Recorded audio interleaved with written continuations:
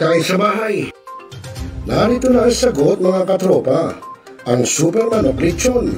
Napapawi sa inyong gutom at siguradong mapapa-analyze ka dahil sa tender juicy na jam mo pa at siguradong malinis at bagong katay buhat sa farm. Kaya super masalasa at pangmasa pa. Ano pa hinihintay nyo mga katropa? Takbo na sa Superman of Panteño Siniluan at bumili na, baka maabusan ka, katropa.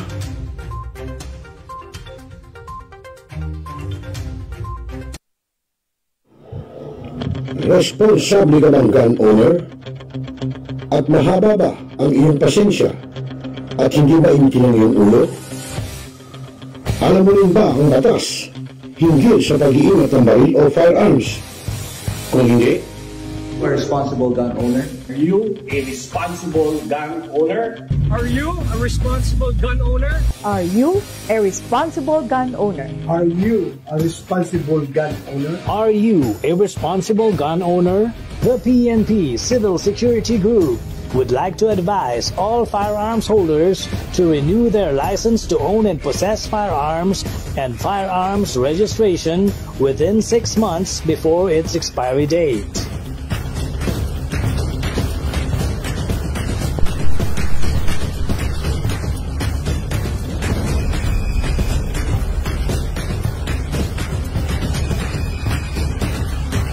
Tumawag na at makipag-ugnayan.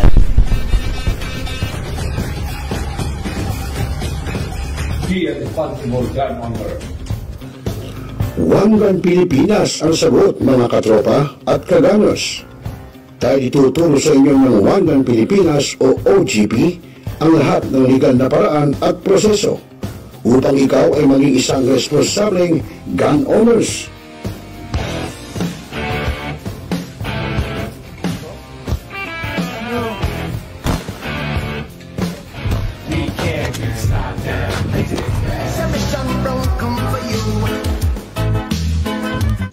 Ano pa hinihintay nyo mga kagamers? Sali na sa One Gun Pilipinas ngayon na!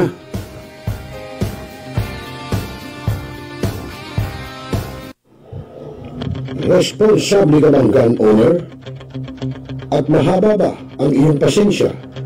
At hindi ba initin ang iyong ulo? Alam mo rin ba ang batas hinggil sa pag-iingat ng baril o firearms? Kung hindi, a responsible gun owner. Are you a responsible gun owner? Are you a responsible gun owner? Are you a responsible gun owner? Are you a responsible gun owner? Are you a responsible gun owner? The PNP Civil Security Group would like to advise all firearms holders to renew their license to own and possess firearms and firearms registration within 6 months before its expiry date.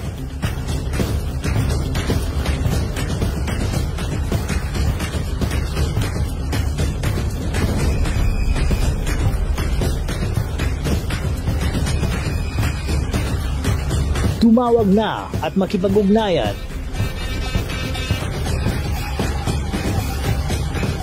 Be a responsible gun owner.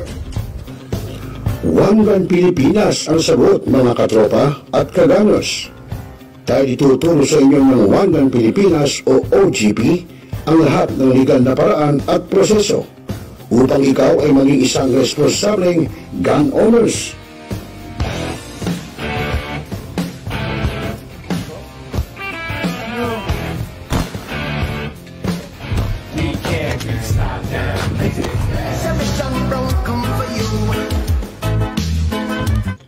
Ano pa hinihintay nyo mga kagamers? Sali na sa One Gun Pilipinas ngayon na!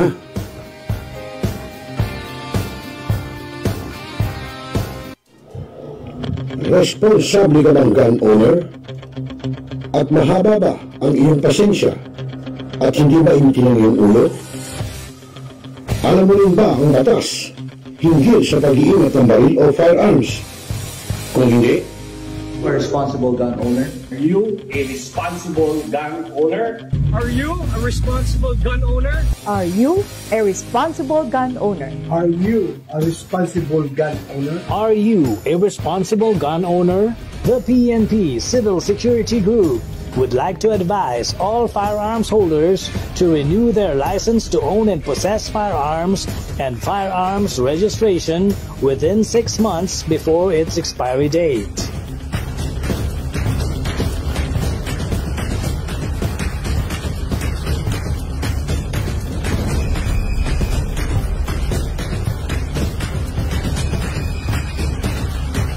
Tumawag na at makipag-ugnayan.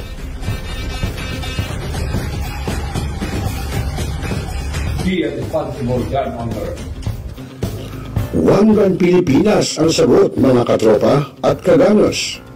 Tayo ituturo sa inyo ng One Gun Pilipinas o OGP ang lahat ng legal na paraan at proseso upang ikaw ay maging isang responsableng gun owners.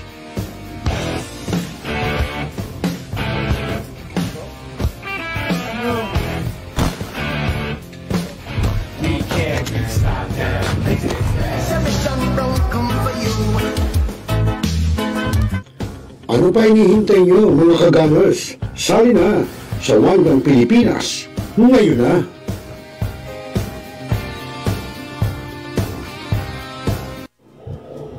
Responsable ka bang gun owner? At mahaba ba ang iyong pasensya? At hindi ba initin ang iyong ulo? Alam mo rin ba ang batas hinggil sa pag-iingat ng baril o firearms? Kung hindi, A responsible gun owner. Are you a responsible gun owner? Are you a responsible gun owner? Are you a responsible gun owner? Are you a responsible gun owner? Are you a responsible gun owner?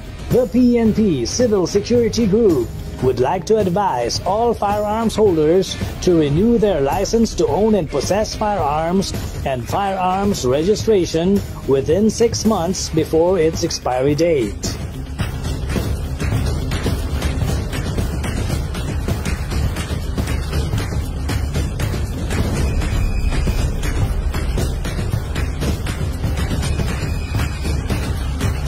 Tumawag na at makipag-ugnayan.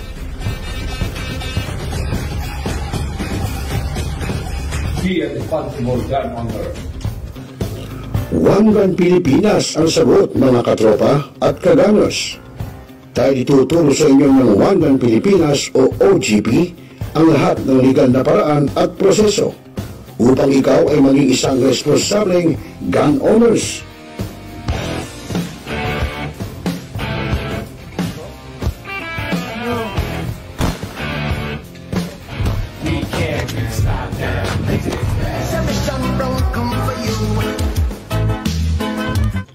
Ano pa hinihintay nyo, mga kagamers? Sali na sa One Gun Pilipinas ngayon na!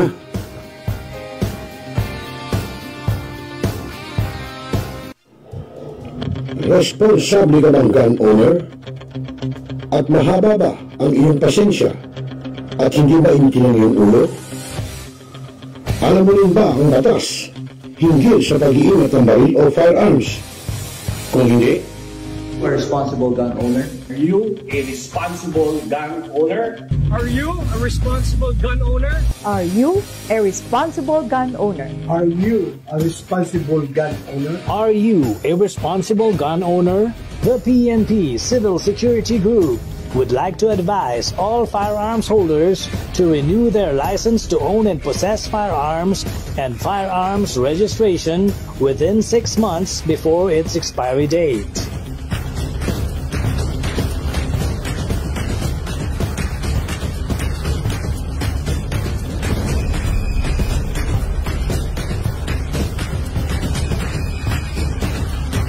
Tumawag na at makipag-ugnayan.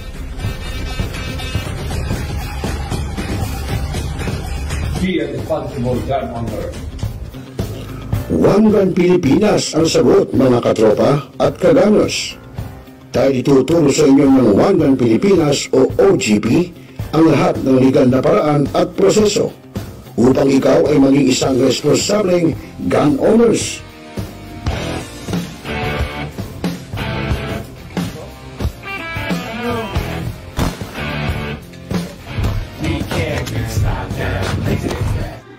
Barangay pangunahing unit ng pamahalaan lokal kung saan dito pinag-uusapan ang bawat sigalot ng mga residente ng bawat barangay. Dito rin pinag-uusapan ng mga piling halal na opisyal na barangay ang mga proyekto para sa kanilang barangay. Kumustahin natin ang panunungkulan ni Kapitan dito sa Dama Barangay sa Millennial Online TV Worldwide, ang katropa ng bawat barangay. Ating tinatapos ang ating pagpupulong. Maraming salamat po sa inyong pagdalo at tapos na po ang ating session. Enjoy na po tayo.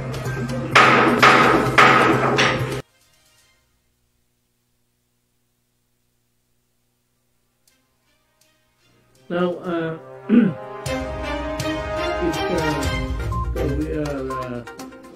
talakayin Biggest destruction of dangerous drugs worth 1. rebisahin, opinyon, malawakin, aksyonan. Kasama si Rosel Lopez, ang inyong katropa sa pagbabalita. Dito lang sa Millennial Online TV. Tutok na mga katropa!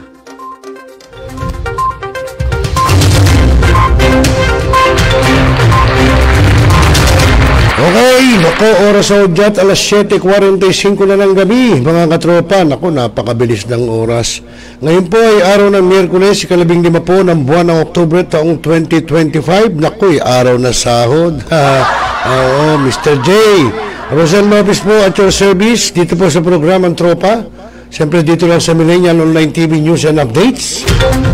At kasama natin sa technical side si Mr. J, no? At kanina pa natin yung kasama, no? Halos maghapon. Bueno, Mr. J, happy ka ba? Alam niyo po ito si Mr. J, nag-i-schooling po ito. Ito po'y nag-aaral ng information technology. Abay, talaga naman po. Siyempre po, bukas makalawa, ito yung magiging boss ko na, no? Si Mr. J.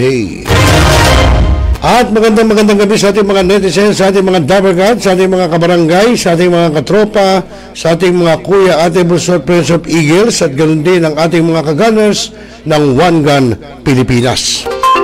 Naku, maya-maya po, maglalay po ang aming National President ng OGP, si Asher Maghinang.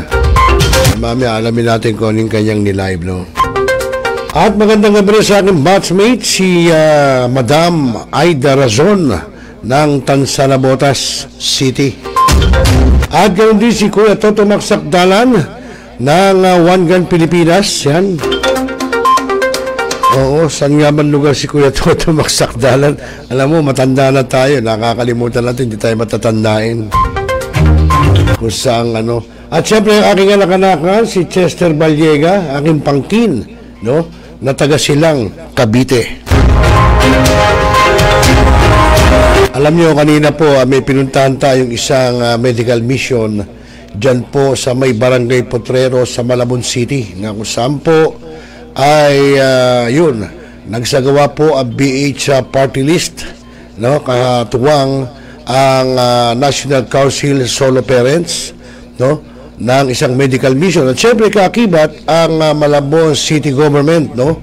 Sa pangunguna po syempre ni Malabon City Mayor Jeannie Sandoval. Alay, palakpakan mo, Mr. J. At magandang gabi si Kuya Toto Magsakdalan. Ayan, magandang gabi rin. Mabuhay ang OGP family. San ngang ano ka? Sang chapter ka, Kuya Toto Max? Ayan lang, matanda na tayo eh. Kalimutan na natin kung saan kang chapter ng OGP. Kaya si Kuya Toto Magsakdalan, God bless daw sa ating lahat. Mabuhay ang OGP family.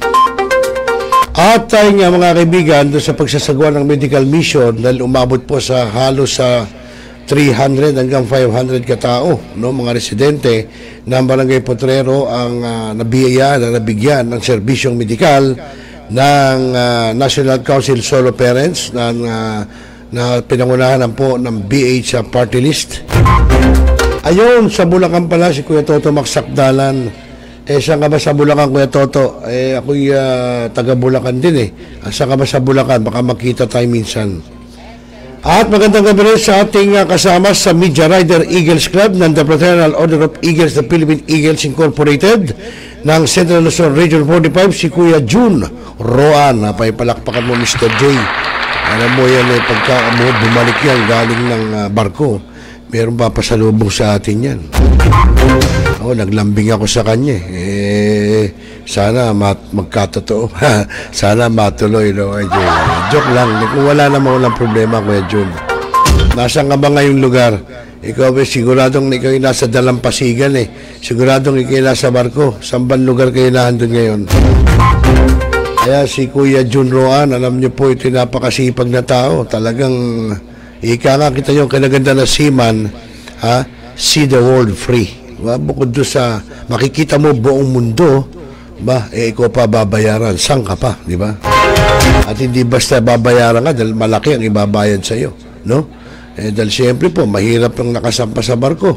Pwede ka ma-homesick, di ba? Kung sakaling magkasakit ka or what, ang manahan doon lang mga first aid lang. Paano kung wag naman, knock on wood, no? Na wag naman sana maging grabe ang magiging sakit ng bawat seaman, no? Na sumasakay. At si Kuyang Dave, no, ating cameraman sa TV5, nanonood kanina, nakita ko sa ating monitor, biglang nawala biglang nawala. Ayun, taga-Paumbong pala si Kuya Toto Maksakdalan. Abay, pumupunta ako minsan dyan na Kuya, dyan sa may bahagi ng Hagunoy, no? Dahil yung si Kap Milalakap ay naging kaibigan natin before, at ganyan si Chief Randy Reyes ng Hagunoy PNP, kung kilala mo. At ganoon, nasa Athens si Kuya June Roan, nasa Athens daw. Saan ba yung bansa? Ano ba nakakasakop dyan? At magandang gabi rin kay Barangay Chairman Art Valencia ng Barangay Bayan-Bayanan dyan sa Malabon. Mamaya po, panoorin nyo yung ating segment ng Dalaw Barangay dahil nakapanayan po natin si Barangay Chairman Art Valencia. Yan, kanina po, in-interview natin siya, kinapanayam natin bilang kanyang panunungkulan sa barangay. Yan po ay sa ating segment na Dalaw Barangay. Mayroon mga kaibigan, tuloy-tuloy tayo sa oras na alas 7:52 ng gabi, Philippine Standard Time. Tulad ng sinabi natin sa inyo kanina, ay napunta tayo unang-una sa medical mission ng National Council Solo Parent. At gandin ng pinangunahan nga po ng BH Party List. At siyempre kaakibat ang Malabon City Government sa pangunguna po ni Mayor Jeannie Sandoval. Maya-maya po alamin natin yung report tungkol po dyan. At yun, yung mga nabigyan kung sino-sino ang mga nahandon. Nagpunta rin po si Councilor Lenyanga, si third nominee ng BH Party List na si Congressman Red De Guzman. At siyempre, hindi mawawala si Mayor Jeannie Sandoval. Nagbigay din siya ng inspirational talk, no, sa mga residente ng Malabueño. Maya-maya po yan. At yun din po, mamaya, malalaman nyo, makikita nyo yung ating panayam kay Barangay Chairman Art Valencia ng Barangay Bayan-Bayanan dyan sa Malabon. Ngayon po ay medyo iikutin natin ang bawat barangay, hindi lang po sa Malabon, kahit sa ibang barangay, para po malaman natin ang ginagawang panunungkulan ni Kapitan sa ating Dalaw Barangay na segment. At si Sec Pam Peregrino ng Barangay Bayan-Bayanan, abay nanonood din. Ayan, no? Sabi naman ni Cedric Soriano, pa-shout out from OGP Pangasinan. Isipin nyo, kaya po ang One Gun Pilipinas ay nationwide dahil meron po tayo abroad, meron po tayo Hong Kong, meron po tayo US, no? Sina Tads Daly ng US, yan. At ito naman si Cedric Soriano ay sa Pangasinan. Saan ka ba sa Pangasinan, Kabagis? Si Kuyang Cedric Soriano. At si Sec Pam Peregrino naman po ay siyang sekretary ng Barangay Bayan-Bayanan dyan po sa Malabon. O bueno mga kaibigan, at huwag na nating patagalin. Ayun, hello po, sabi ni Sec Pam Peregrino. Alam nyo, si Sec Pam, ito yung malambing itong sekretary na to, malambing, kaya maraming kaibigan. Dapat naman, hindi ka po pwedeng magsuplada. Diba? Siyempre, nasa public service ka. Kaya hindi ka pwedeng magsuplada. Yan. Mabait naman po si Sec Pam Peregrino ng Barangay Bayan-Bayanan. Kasi mababait din ang mga nanay nito. Tsaka tatay nito. Kaya imposibleng maging hindi mabait si Sec Pam Peregrino. At siyempre po si Idol Ruth Delphine ng Barangay Bayan-Bayanan pa rin. Siya po ang bookkeeper, tama ba? Bookkeeper ng Barangay Bayan-Bayanan. At si Kuya Cedric Soriano, sabi niya, from Suwal, Pangasinan, Kabagis. Ganun ba, Suwal? Kaya mo siya, Kabagis, kapag medyo magagawi tayo dyan, dadaan ako sa iyo. No? Okay mga kaibigan, unahin na natin kagad itong report ng ginawang medical mission ng National Council of Solo Parents na pinangunahan po ng BH Party List dyan po sa Potrero, Malabon City. Narito po. Narito ang Millennial Online TV News Update. Okay, so mga katropa, nandito ngayon sa Main Atis Road, Barangay Potrero, Malabon, ang Millennial Online TV News and Updates News Team. Kung saan ngayon ay magsasagawa o nagsasagawa ngayon ng isang medical mission at ito'y handog ng bagong henerasyon party list at sa pangunguna ito ni Congressman Robert Nazal at Congressman Bernadette Herrera at NCSB President Congressman Red de Guzman. At syempre, dito po, kung nasa Malabon area tayo, ay ang head dito si Ma'am Elvira Sevilla. At dito po sa nasabing medical mission, ay ito ang mga serbisyong ipagkakalo po ng BH Party List. Itong random blood sugar, hemoglobin, ECG, urinalysis, CBC, medical consultation, oral screening, at mga libreng gamot. At ganyan din ang on-site registration para sa PhilHealth Yaka program. Mamaya, abangan po natin ang isasagawang medical mission dito sa Barangay Potrero, Malabon City. Alas 8 ng umaga nang magsimula ang registration ng mga residente ng Barangay Potrero sa lungsod ng Malabon. Ito para sa isasagawang medical mission sa nasabing barangay na humigit kumulang sa 500 katao o 500 residente ang nakinabang. Ang nasabing programa ay pinangunahan ng National Council Solo Parents o grupo ng mga solo parents ang nasabing programa na pinangunahan ng Malabon Solo Parents Chapter sa pangunguna ni Chairperson Elvira Sevilla. Tapos i-secure nyo po rin ang tatlo, tapos kung may contact number, makikita nyo na rin. Ito po, pangalan, address, buong pangalan po, address, birthday, 7 At ang nasabing programa ay pinangunahan ng bagong henerasyon party list sa pangunguna ni Congressman Robert at Congresswoman P.H. Herrera Nazal at third nominee Congressman Red de Guzman.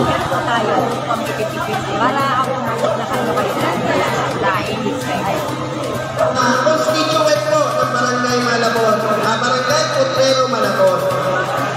Kami po mula sa bagong henerasyon party list, kami po nagpapasalamat sa ating bumingin Congressman Ricky Sandoval. Tama po ba? Ang ating Mayor Janine Sandoval at higit sa lahat, ang ating punong barangay kay Capsharing Nolasco, kay Barangay Council o Barangay Potrero para po doon sa ating venue. Mula po sa bagong henerasyon party list kay Congresswoman Bernadette Herrera. At unang dumating sa programa si Malabon City Councilor Lenny Yanga at nagpasalamat sa mga inisyatibo ng nagsagawa ng medical mission sa nasabing barangay. Po nitong medical mission coordinated sa ating bagong henerasyon party decided by Congresswoman Bernadette Herrera and Congressman Robert Nazal. NC National Council for Solo Parent headed by President Red de Guzman.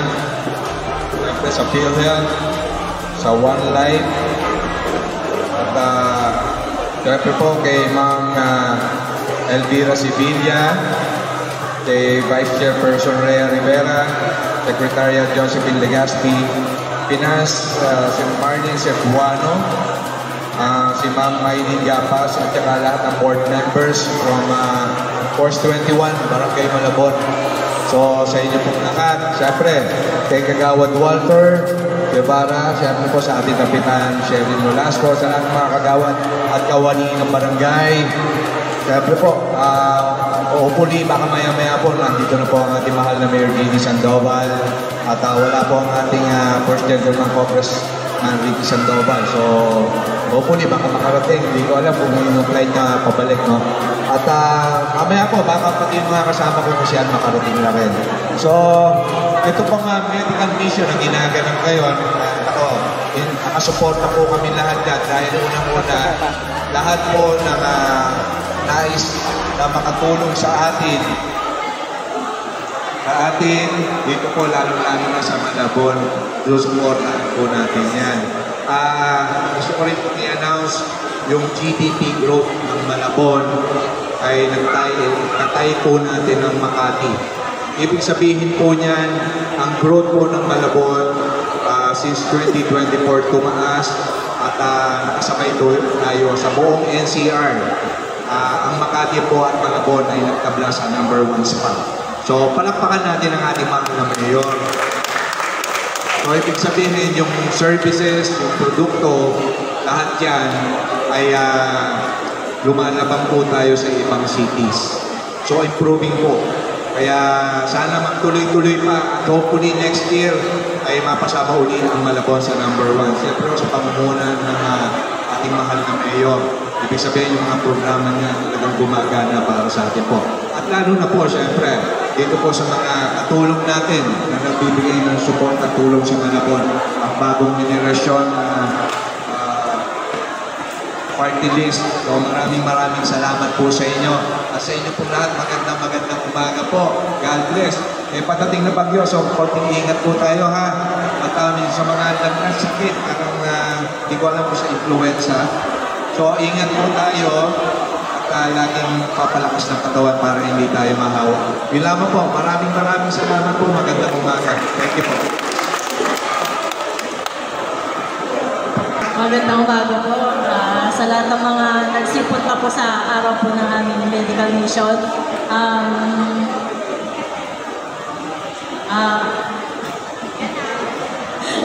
Ayun po,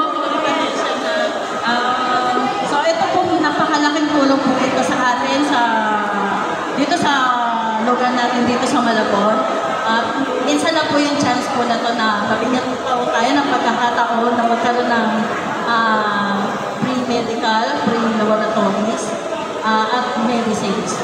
So, ano na lang po natin mabuti yung chance po na to. At nagpapasalamat po pala ako kay Congresswoman Bernadette Herrera ng PH Bagong Henerasyon Party List at kay Kong Robert Nazal sa nag-provide po nitong ating medical mission po. Ayun lang po, maraming salamat.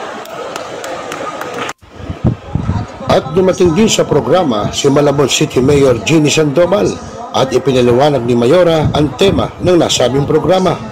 At pinasalamatan din ni Mayor Sandoval ang nag-inisyatibo ng nasabing medical mission para sa Malabueño. At makasamahan natin sa National Council for Solo Parents, Malabon Chapter. Ngayong araw, ipinagdiriwang natin bilang ang isang proyekto, kundi ang diwa ng malasakit, pagkakaisa at tunay na bayanihan para sa kalusugan ng ating mga mamamayan. Ang programang ito, on-site PhilHealth registration, PhilHealth yakap at medical mission ay isang napakalagang inisyatiba. Dahil sa pamamagitan nito, nabibigyan natin ang pagkakataon ng ating mga solo parents, senior citizens, persons with disabilities at mga kapwa nating indigent families sa magkaroon ng libreng access sa pamanahing serbisyong pangkalusugan. Alam natin lahat, hindi madali ang maging solo parent. Madalas, kailangan niyong gampanan ang papel ng ama at ina habang sinisiguro na maayos ang kinabukasan ng inyong mga anak. Kaya sa programang ito, nais namin iparating na hindi kayo nag-iisa. Ang pamalang lungsod ng Malabon ay katuwang niyo sa inyong pang-araw-araw na laban, sa inyong mga pangarap, at sa inyong karapatan magkaroon ng maayos sa kalusugan at kabuhayan. Ang ating medical mission ngayon ay hindi lang tungkol sa mga libreng test, check-up o gamot.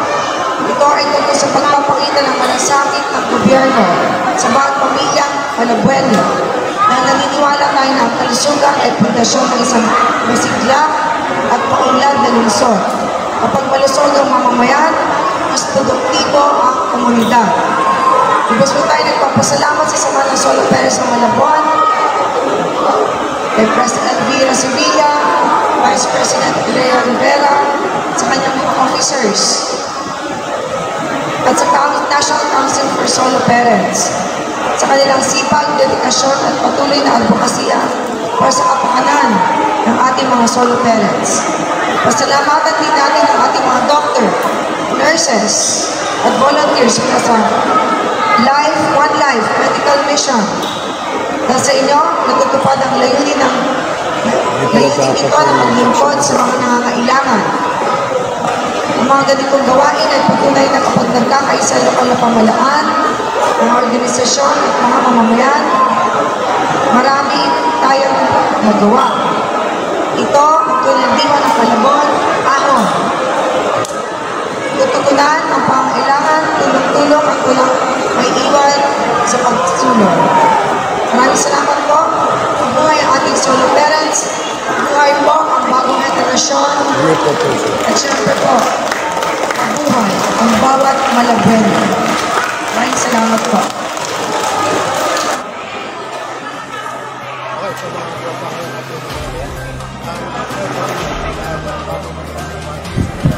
Ayon naman kay BH Party List 3rd nominee Red de Guzman, nakipag-ugnayan sila sa PhilHealth para sa libreng gamot ng bawat Pilipino. Maraming salamat po sa inyo dito sa Malabon. Ito pong programa na bagong regulasyon kasama natin ng PhilHealth na mga pasyente na ating puting Mayor Ramsey Sandoval ay para po maibigay yung isa sa pinakamagandang programa po ng ating pamahalaan, ang PhilHealth Yakap. At sa pamamagitan po nito, masasagot po yung ating mga pangangailangan pangkalusugan, lalo-lalo na po yung mga nangangailangan ng regular ng mga kayo mga maintenance. Dahil dito sa programa na to, sa loob ng isang taon, ang bawat isa po sa atin, kasama ang ating mga anak, meron po nakalaan ng 20,000 pesos para lamang doon sa mga gamot na pangangailangan ninyo. So hindi na po natin problemahin kapag kayo ng residahan, pagkataas ng check-up, mabibigyan kayo ng gamot at pagkatapos po niya, ang amin naman, commitment sa bagong henerasyon po, yung gamot na narisota sa inyo, buwan-buwan, kami na po ang mag-deliver sa inyong mga bahay para sa ganoon, hindi namin na kailangan pumunta sa putila, hindi namin na kailangan pumunta. Okay? Pero, ang amin pong hinihilay yan, sana hindi po ninyo magamit yung 20,000. Kasi, pag naubos ninyo yan, isa lang ibig sabihin, lumano na ang sakit dito. No? So sana hindi po, at sana po sa pamamagitan ng programa po na ito, magawa natin ang maging maayos ang kalusugan ng bawat isa sa atin para sa ganun. Alam naman po natin, napakahirap magkasakit. Hindi tayo makapagtrabaho, hindi natin maasikaso yung mga responsibilidad. So sana po, pagtulungan po natin, at kami naman po, bilang kapartner ng PhilHealth, ang bagong henerasyon party list po, makakasiguro po kayo. Lahat ng programa ng gobyerno, ibababa namin sa inyo para sa ganon, kung dapat inyong pakinabangan ay sa inyo talaga mapunta. So, ang hanggang po namin, ang inyong magandang kalusugan at syempre, ang magandang kinabukasan. Maraming salamat po. Rosel Lopez para sa Millennial Online TV News and Updates, ang katropa mo sa pagbabalita. Rosel Lopez para sa Millennial Online TV, ang katropa mo sa pagbabalita. Ayun, at tayo po yung nagatid natin sa oras na alas 8:09 po ng gabi, Philippine Standard Time. So yan po yung ginawang medical mission kanina sa may bahagi ng Barangay Potrero, Malabon, kung saan nga po ay pinangunahan po yan ng BH Party List, no? Itong medical mission ng National Council Solo Parents, no? At yun, nagpunta nga sila Mayor Jeannie Sandoval, Councilor Len Yanga, at syempre po yung si 3rd nominee Congressman Red de Guzman. At siyempre, hindi mawawala yung Malabon chapter leader natin dyan, yung chairperson, si Ma'am Elvira Sevilla. Ayan, at yun, nanonood din sa atin si Councilor Monay Manyalak ng Malabon City. Magandang gabi sa iyo, Konsyala. At yun si Ma'am Elvira Sevilla, ayan, naka-watching na rin ng Malabon City chapter ng Solo Parents. At si Judith Nale, God bless you more and more po, BH and Sir Red. Ayun, sabi ni Ma'am Judith Nale. At sabi ni Ma'am Elvira Sevilla, magandang gabi po si Rosel Lopez from NCSP, samahan ng Solo Parents ng Malabon City. Ba, alam niyo po, maganda yung ginagawang public service itong BH party list, no? At kaakibat, katuwang ang Solo Parents ng National Council Solo Parents. Okay mga kaibigan, tuloy-tuloy tayo, no? At sa ating pagbabalik ay tutungay na natin sa inyo, no? Yung ating panayam kay Barangay Chairman Art Valencia ng Barangay Bayan-Bayanan dyan po sa Malabon, no? At bago po yan ay magpapakilala lang po muna tayo at para malaman nyo naman kung saan kayo nanonood at nakikinig, no, sa mga oras na ito. Sandali naman po. Ikaw ba'y nag-iisa? Nalilungkot dahil ilan at ipinagpalit sa iyo ko yung iyong minamahal.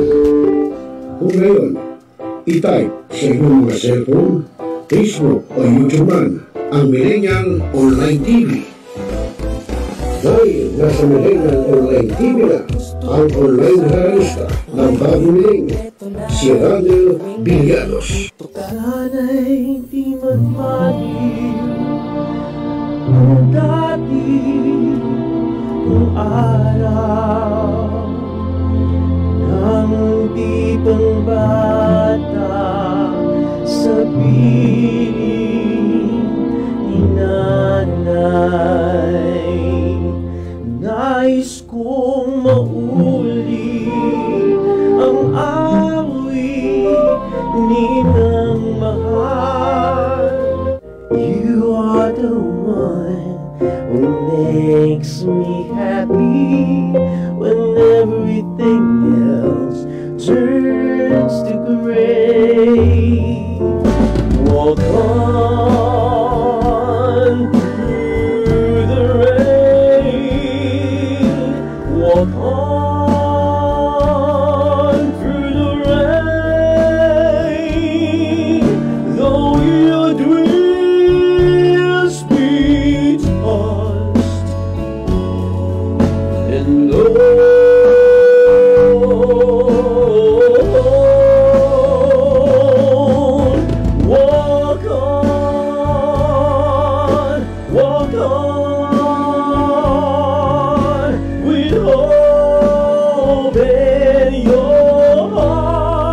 Haharanahin kayo ni Randel ng iba't ibang awitin para maibsan ang inyong inip at kalungkutan kahit nasaan man kayo. Hanggang sa tumanda.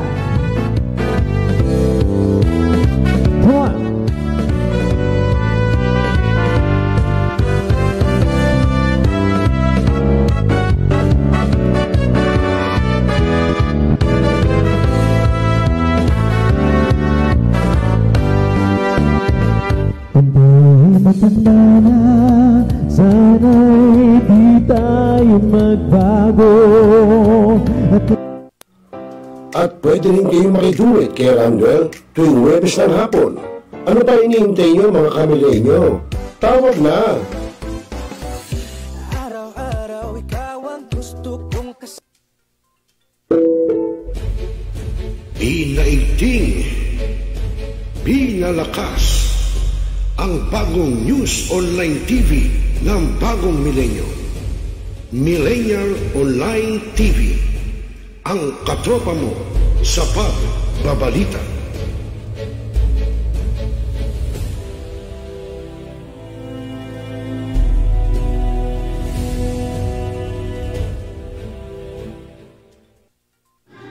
Barangay, pangunahing unit ng pamahalang lokal kung saan Dito pinag-uusapan ang bawat sinalot ng mga residente ng bawat barangay. Dito rin pinag-uusapan ng mga piling halal na opisyal na barangay ang mga proyekto para sa kanilang barangay. Kumustahin natin ang panunungkulan ni Kapitan dito sa Dalo Barangay sa Millennial Online TV Worldwide, ang katropa ng bawat barangay. At tinatapos ang ating pagpupulong. Maraming salamat po sa inyong pagdalo at tapos na po ang ating session. Enjoy na po tayo.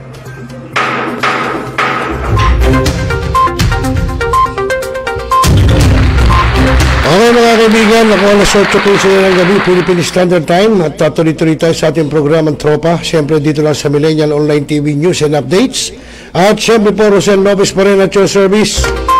At Mr. J naman sa ating technical side.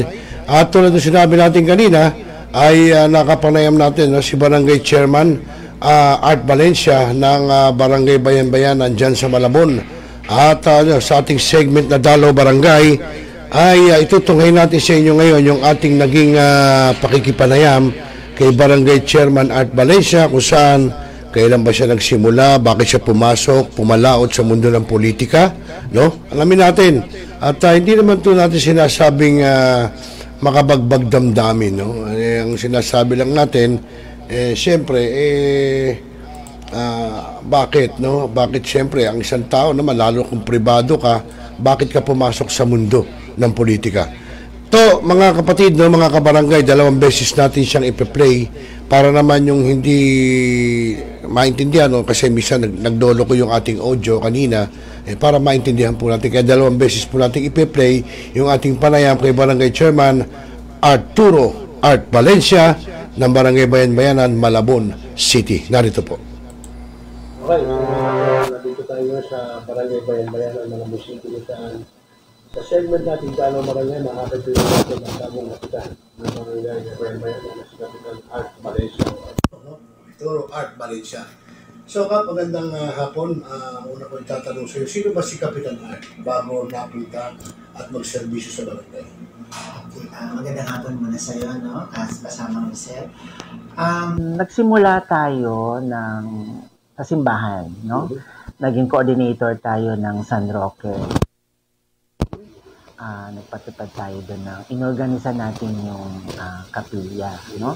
So after that ay napunta tayo sa Homeowners Association, yung Kasali Kabayan. Naging secretary tayo doon at nakita naman yung kumaga ginagawa natin. So eventually ako na yung naging presidente. So maraming mga pagbabago tayong pinatupad bilang Kasali Kabayan President. So marami tayo na i-release ng mga title na matagal nang pinapangarap ng mga miyembro nito. So, mabilis yung proseso mga panahon na yun na i-release yung mga title, lalo na yung mga bayanin. And then, pumalaot nga tayo sa magtakbo bilang kagawad ng barangay. Ano yun?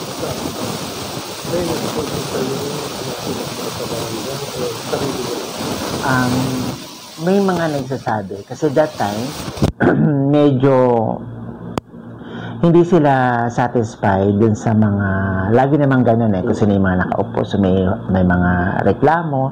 So sabi nila baka pwedeng tumakbo ka para magkaroon ng representative. Kung ako naman sa sarili ko, gusto ko rin naman kasi gusto ko mapatunayan na kaya pa naming serbisyo ng maayos, kaya pa namin gumampan bilang lingkod bayan, yung mga ganon. So, bilang isa sa mga youth leader nung kabataan ko, na humawak din ako ng pagiging presidente ng pinagsamang lakas ng kabataan, saka kaakbay. So, medyo meron tayong puso talaga sa paglilingkod, no? That time wala naman sweldo ang mga leader kabataan nun pero nakakagawa tayo ng mga activity. Ako na dyan sa patmuna. Takbo mo, pumalaot ka na bilang kagawad. So, pagtakbo mo ba, nanalo ka kagad as kagawad? Pakilang nga. Actually, hindi. Hindi kasi ang mga tao, syempre, mas gamay nila yung mga kakilalang mga apelido. Ayan, kakilala na yung mga apelido na ganyan. So, tayo, 3 tangka na pagtakbo. Bago ka naupo? Oo, bago ako naupo. So, di matagal? Matagal, oo. Tsaka, kung hindi ako nanalo, diretso ulit, trabaho naman akong trabaho. Private. Kasali ka ba yan? Oo, at saka syempre, katrabaho naman ako sa private. So, nung naupo ka na, Kap, sabi mo, sa pangatlong pagtatangka, nalo ka na as kagawad, pang ilang ka nun, at hindi ka ba nanibago na ang pinalautan mo ay politika na kakaiba sa pribado mo? Actually, nung nanalo na ako, ang sinabi ko sa kapatid ko, magtatrabaho ako dun sa posisyon na panalunan ko, no? Dahil yung tiwala ng tao, mahalaga yun eh. Yun ang magsisirain. So, nung nakaupo na ako bilang kagawad, syempre iba yung pakiramdam na ganito pala, no? So, ikaw na yung babatikusin pag wala kang ginawa. So, kumpara sa dati kong gawain na ako yung nagreklamo sa kapitan, pagkakulang yung ganito, ganun talagang sumusulat ako. Pero dinadaan ko sa maayos. Hindi ako yung bastos ba, barumbado. Hindi. Dumudulog ako sa kapitan kung anong problema, ganun. So, nung naging kagawad na ako, tinrabaho ko talaga yung posisyon, naglingkod ako. So, nung naging kagawad ka, mismo kapitan ba, nagbigay siya ng komite o nagpalabunutan kayo sa komite na hahawakan nyo? Actually, binigay na lang sa akin, no? Nung unang manalo ako 2018, pang-anim ako. So, butuhan kasi noon, pang-5 ako. Umuwi ako nag-CR ako. Pagbalik ko, pang-anim ako. Ayoko na mag-CR. Baka mawala ako sa line-up. So, pang-anim ako. So, nung pang-anim, at meron kasing malaking organisasyon ng kabataan yung Malabon Youth Council.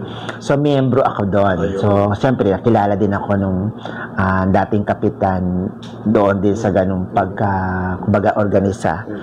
So, napunta sa akin yung mga komite na family, women's, at saka housing.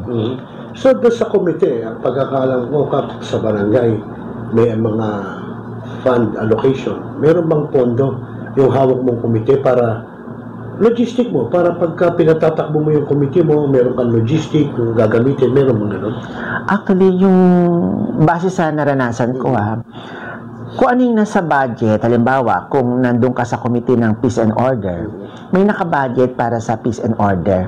Pero yung nakabudget na yon, patungkol lang yun doon sa expenses, halimbawa, sa tanod, sa gagamit ng tanod, sa mga proyekto para sa seguridad, peace and order. Yun lang ang makukuha mo. So, yung mga kapi-kapi nila, gano'n yung kasama? Ay, hindi po. Ay, hindi pa kasama Hindi yung kasama yun. Wala namang i-release na budget sa'yo na pag may committee kang hawak. Hindi.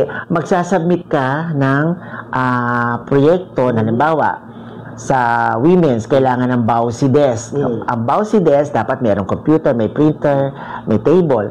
So, yun, i-request mo yun. Yun yung binabudgetan. Ayun. Oo. So, ano yun? Meron ka sariling staff, meron po pwesto doon. Paano sistema na? Actually, merong focal person ang BAUSI. Definitely, syempre, babae dapat yun. So, under ko naman siya ng women's na committee. So, ang barangay mismo ang merong nakatao doon.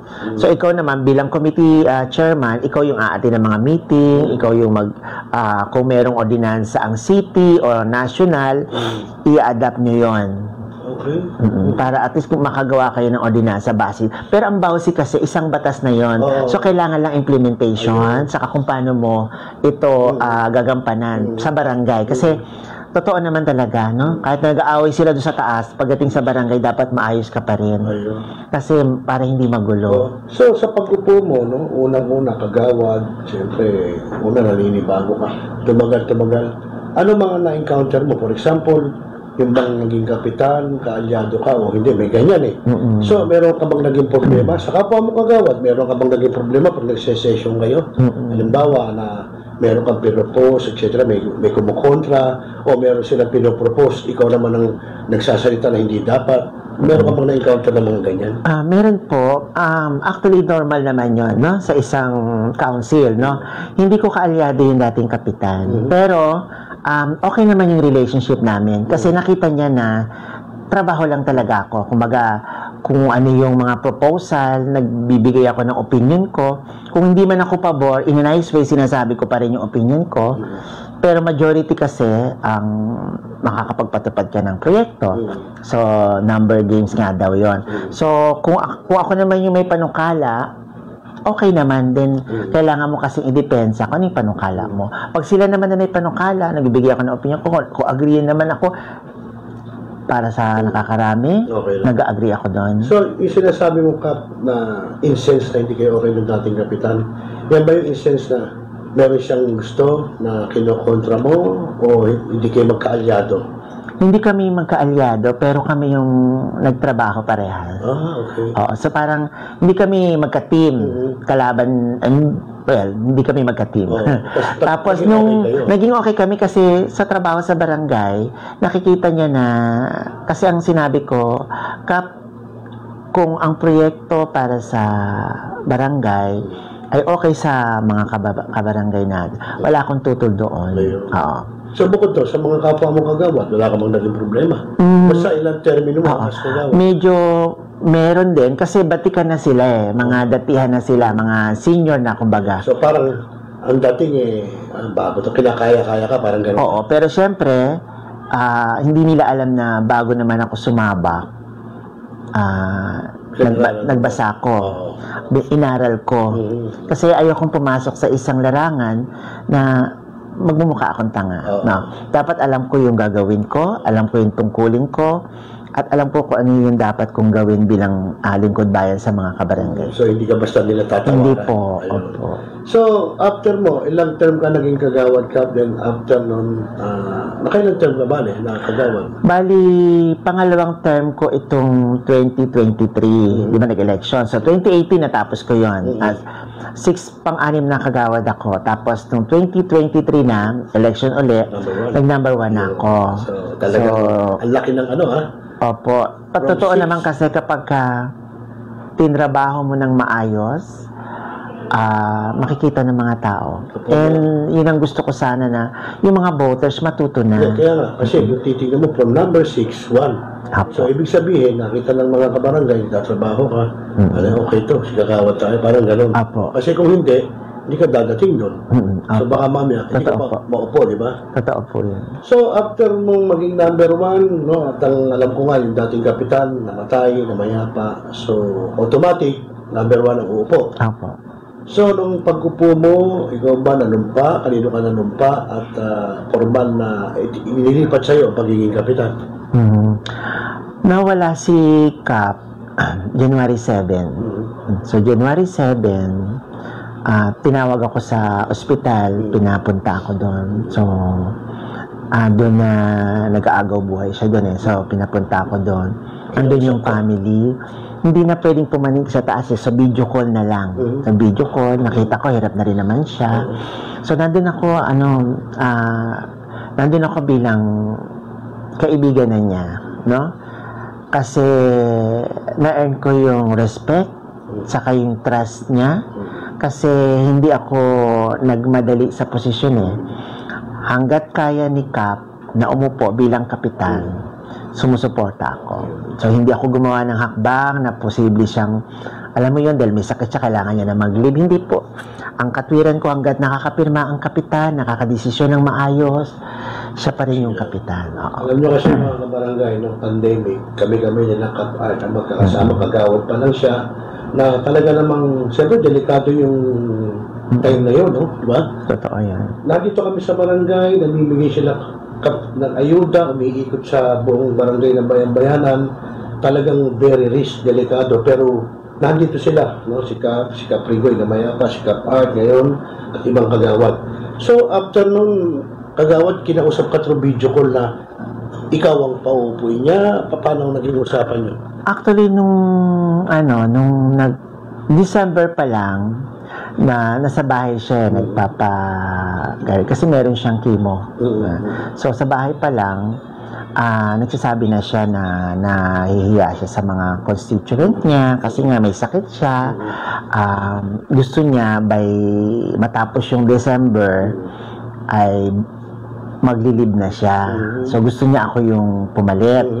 Pero ang sabi ko nga sa kanya, Kap, hanggat kaya mo, walang problema sa akin. Pero yun, parang hinire-ready ka lang niya na, gusto ko nang mag-leave, ikaw ang pumalit sa akin. So, may ganon.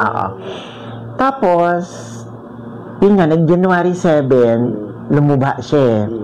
January 7. January, tinapos niya muna yung event, Pasko at Bagong Taon sa bahay. Tapos 2 or 3 yata dinala siya sa ospital. Alam ko, namigay pa kayo yata ng pamaskong handog, di ba? Apo, kapag ano pa siya. Tapos yun nga, yung 7, nawala siya hanggang sa, binaba na siya ng ospital, nandun pa rin kami, nilipat siya sa morgue, nandun kami. Tapos bukasan. Okay, so Kap, nung sabi mo nga, namaya pala, bumaba na siya sa morgue, etc. So, ano sumunod? Mga sumunod na mangyayari? Siyempre, yung mga tao nagbabantay doon, siyempre, talagang, that time, mababa talaga yung emosyon namin. Lahat, umiyak kami.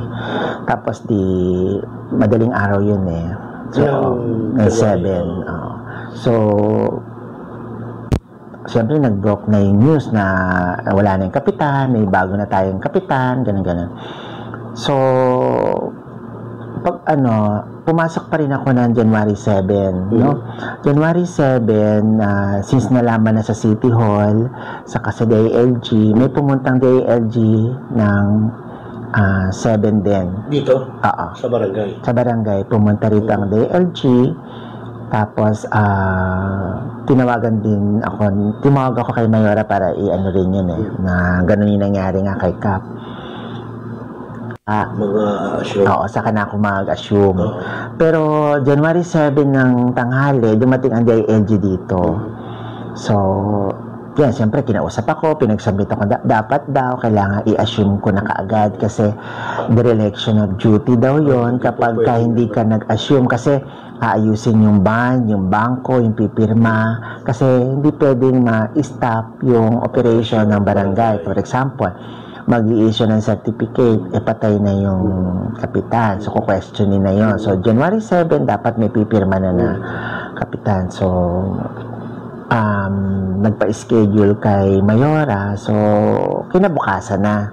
8. So, 8 ako naka-schedule. Sa madaling salita ka, that time, wala kang tulog. Wala pa. Dahil, di ba, madaling araw Tapos may nagpuntahan na dito, DILG.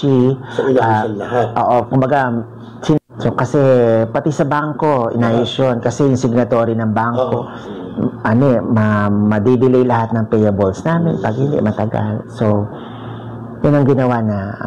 Tapos, 8 na nung pa ako kay Mayora, pagkatapos ko manumpa, diniretso ko sa Floresco, doon sa burol niya. Doon ko inalay yung posisyon na tatapusin ko yung nasimulan niya kasi yung mga tao sa barangay, i-absorb ko lahat kasi umaga tatapusin ko yung iniwanan niyang posisyon. Yan.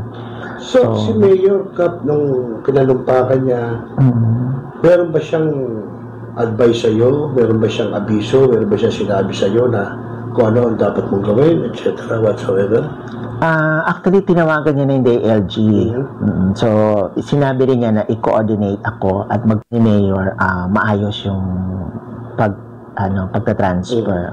I mean, doon sa pamumuno na gagawin mo sa barangay, meron ba siyang ipinayos sa'yo? May in-advise ba siya? May inihabilin ba siya? Ang sinabi lang naman niya, maglingkod ka ng maayos, no, para sa kabarangay mo, tutulungan kita, tutulungan ka ng city government, yung gano'n naman. Basta ang bilin lang niya, magtrabaho ka ng maayos, yung gano'n. So, pagbalik mo rito, siyempre, nanumpa ka na, anong una mong ginawa? Pagbalik mo dito sa barangay, pinulong mo ba lahat ng kagawad? Pinulong mo ba ang mga staff, etc.? Anong una mong ginawa? Ang una kong ginawa, pinulong ko yung mga staff. Sumunod tanod, sumunod lupon kasi madami sila, so isa-isa. Tapos nag-session kami ng council. Noon din. Hindi, tinaon ko na yun ng Sabado eh. Dahil... O, nag-session kami. Siyempre may mga dapat akong i-revise yung internal rules ng barangay, kung sino yung mga itatalaga ko sa committee. So panibago? Oo, panibago daw lahat. Ayun. So pati yung sa Barangay Development Council, kailangan kong i-adjust. Yung Barangay Peace and Order Council, kailangan kong mag-assign ng mga kasama ko doon. Tapos, yung... overall, lahat binago pala? Yung committee. Yung committee. Pero yung mga staff, ginawan ko sila ng maayos na title. Tapos nagtanggal ako ng ilang tanod. Oo, kasi yun yung... not functional. Not functional. Saka medyo iba yung dating na... Alam mo na, yung time ni Kapitan, ganun na yung nararamdaman, ganito pa yung nangyari. So, nagbigay pa rin ako ng matagal na panahon sa kanila bago ko sila tinagal. Pero, yes, oo. You must perform. Kasi, hindi ako uupo as nakaupo lang. So, magkatrabaho tayo. Kaya yung sa'yo na ikaw, magkatrabaho siya. Kukuya ko. Yes. Tapos may matatanggap. Tapos magpo-post ng di maganda. Hindi maganda. Pinakita ko sa kanila, kaya ko mag-ronda. Kaya ko rin mag-blatter. Nakikita ko nga. Kaya ko rin magharap ng mga kumbaga, kung kaya ko, kaya nyo rin naman gawin.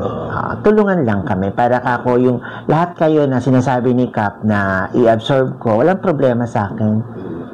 Kaya lang ang bilingan ni Cap sa kanila, medyo mas stricto ako sa taas sa ganon.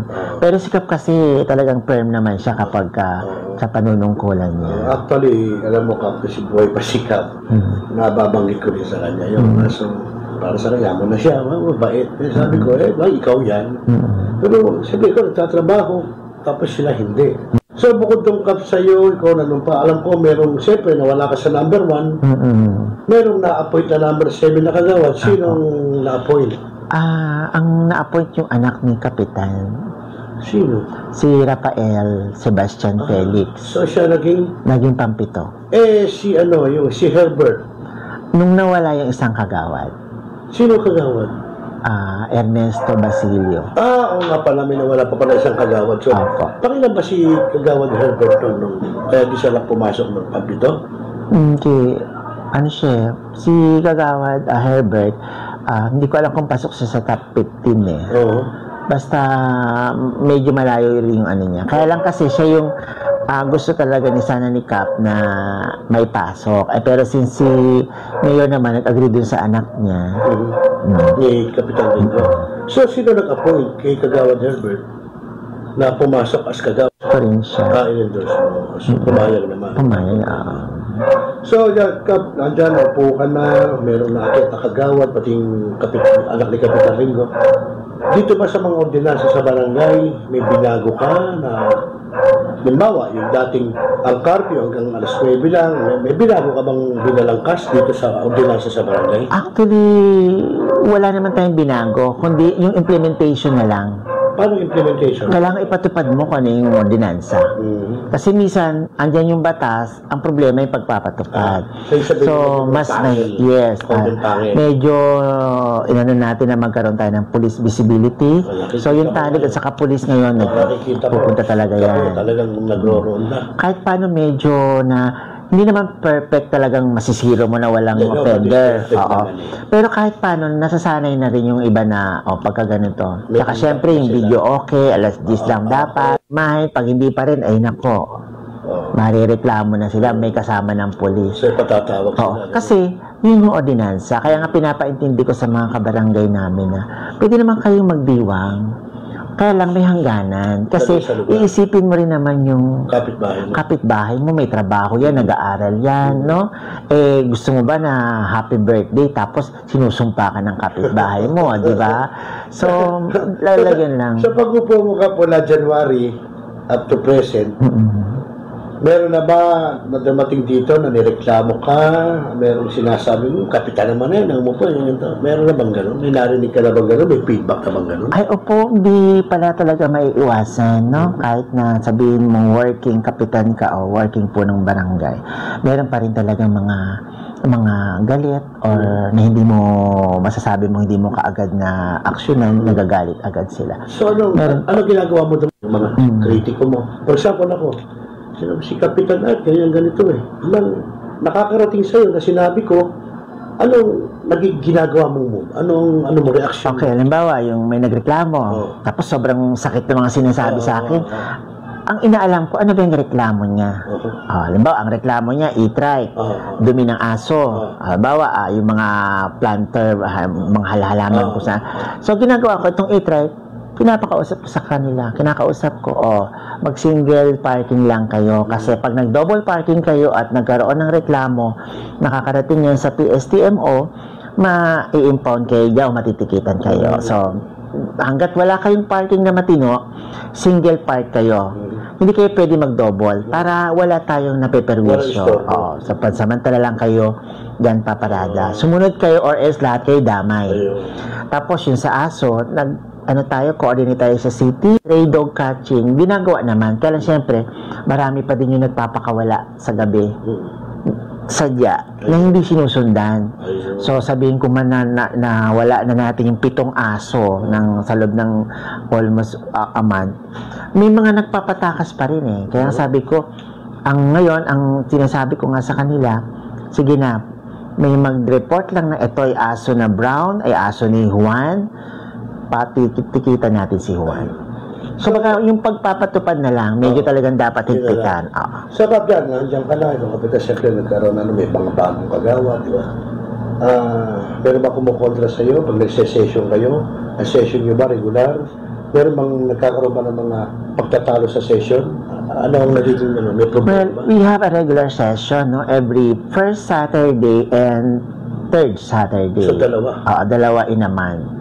Parang naging dalawa ka dati, isa lang yun. Sa session naman, pag may hinihain ka, ay see to it na may boses sila. Yung, ito, may panukala ka ba? May gusto ka bang sabihin?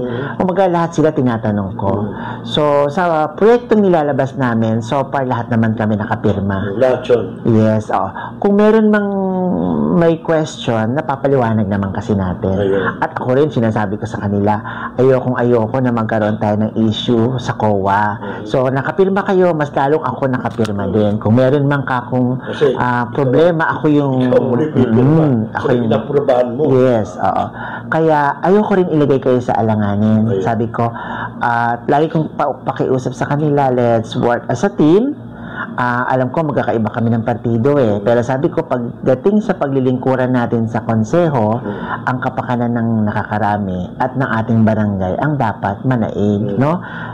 Gusto ko man kayong manatili sa akin, maging kapitan, hindi ko sila pipigilan doon. So, sa pag-upo mo after ni Kapitan Ringo, meron namang naging proyekto ang barangay through Yes, nung nag-assume tayo, meron na tayong mga pinabuksan na matagal nang nakasarandaan. So, pinabuksan natin yun. So, iskinita? Meron na tayo. Bakit nakasara? Yun kasi yung may mga bahay kasi doon na yun, natanggal na. Kailangan gamitin. Tapos yung pagbabudget, yung pagbabudget ngayon kasi sinasala ko talaga siya. Yes. Kasi sa dami na napapanood natin, dapat talaga yung budget talagang properly dispensed and disbursed, no? So, hindi tayo nagpo-proyekto ng wala. Ghost project. Sabi ko rin sa mga konseho ng Kagawad yun wala tayong ghost project. Team supplies, bilang niya ng COA. And we go to the process of proper bidding. Ngayon lang, hindi naman ganun kadami ang pumapasok sa ating mga contractor kasi maliit lang naman talaga. Barya-barya lang. Kadalasan naman yata dito kapag magiging proyekto lang, masakali. Yung mga dulong ilog natin na maglalagay ka lang submersible pump. Yan. O may nilagay ang city? Meron, kino-ordinate ang city sa atin. So ngayon naka-pull out siya kasi inabot siya ng baha. So nagka-problema yung makina. So, ang proyekto ng barangay, syempre, i-maintain mo yung mga waterways, no? So, nagpalit tayo ng mga manhole, tapos sinusubukan natin ngayon yung bakal, para at least madali ring ma-maintain pagka dinedeklag. Sa bagay, oo. Actually, nakita ko eh. May bakal, may bato. Madali, angatin lang. Opo. Tama. So, ngayon nagdedeklag tayo, kasi gusto ko ma-normalize yung pagdedeklag. Hindi ma-normalize. Yung declogging sa barangay, almost every 2 months, pinapa-schedule namin. Kasi medyo mahal din yun, no? Kasi kailangan mong budget. Binabudgetan din ba ng barangay yun? Yes, dapat. Hindi ba ang magdedeklag galing sa city? Yes, pero kailangan mo rin kahit paano bigyan ng... kahit paano, kuswelo din. Oo, yung pagkain. So, bibili ka ng sako, yung mga ganun. Kung may masira na manhole, ipapagawa mo yun. Kasi di ba, pagbukas nila ng bato, minsan may nababasag. Actually, nakita ko nga kasi yung mga drainage natin dito. Bakal ba? Okay ka ito. Una, madaling buksan, magaang, hindi ka tulad ng bato, dalawa magaangat kasi kukuha ka pa ng pasikwa. Hindi ka tulad dito, meron siyang sobrang ganda ng konti angat. Angat lang. So, yan, lahat ng buong bayan-bayanan, gano'n na o... Opo, yan. Basta nasira, bakal na ipapalit. Bakal. O kaya simento. Kung ano yung mo, ayaw mo na nakikita mo na tubig. Gusto raw nila simento. Sinusunod ko naman sila. Kasi sila yung nakaharap doon. O kaya lang sabi ko medyo pagka nilinis yan, mahirap angat. Pero okay lang po. Kasi ayaw daw nila dahil naamoy nila yung kanal. May mga masiselan kasi sa amoy din. So, yun ang ginagawa natin. Pero kapag laging basag yung simento, talagang pinapabakal ko muna. Tingnan natin kung ano yung mas matagal. Kat, as last word, no? Anong iyong mensahe sa mga kabarangay mo? At siyempre, higit sa lahat sa mga basher at kritiko mo. Okay. Sige po. Una sa lahat, nagpapasalamat ako dun sa tiwala, no? Magmula sa pagiging kagawad ko noong 2018, nakita niyo naman na talagang tinrabaho natin, no? Talagang naglingkod po ako sa inyo. And then, itong hanggang sa ako na ngayon po ng barangay, ang gusto ko lang naman ay maging maayos ang ating lugar. Kaya nga gusto ko rin sanang ibalita sa inyo na out of 21 barangays, ang ating resolba ng kaso sa barangay o yung tinatawag na katarungang pambarangay, pang third po tayo. Di ba? Ang dami nating nalagpas ang barangay, pang tatlo tayo. Tapos sa paglilinis ng lugar, then nakikita yung effort natin, out of 21 barangays, pasok tayo sa 12. So, yun palang nakakatuwa ba, no? Sana makita rin ng ating mga kabaranggayon na ang pamamahala kasi sa barangay, hindi talaga magtatagumpay kapag walang tulungan, no? So, dapat yung mga tao matuto rin, no? Magtulong din. Paano? Una na yung pagtatapon ng basura sa tamang tapunan, no? Kung lagi tayo magpapalinis, lagi rin naman tayo magtatapon, dapat tulungan. Sa peace and order, sumunod, ingay, huwag kayong mag-ingay ng gano'n. Walang magiging problema, walang away. Huwag kayong uminom sa kalsada para wala kayong maperwisyo. Wala ring away, di ba? Tapos, siyempre, pinaiigting natin yung peace and order sa gabi, lalo na yung mga ibang lugar na pumapasok para magnakaw. So far, wala tayong ganung kadaming report, no? Kumpara sa ibang barangay na talagang na nawawalan sila, no? Kumbaga kahit paano na maliit man tayo, nasisecure pa rin natin yung lugar natin. At syempre, mas gusto ko maraming mabigyan ng livelihood, no? Yung AKAP, yung AAC, maibigay sa mga tao, pating tupad. Gusto ko sana eventually ma-organize yun, no? Kapag binaba yun sa barangay, ma-organize namin. Kasi ngayon sa leader binababa, so hindi natin hawak. Pero sabi ko nga, kung halimbawa tupad, binaba sa barangay, per sityo, kukuha ako, bubunot ako.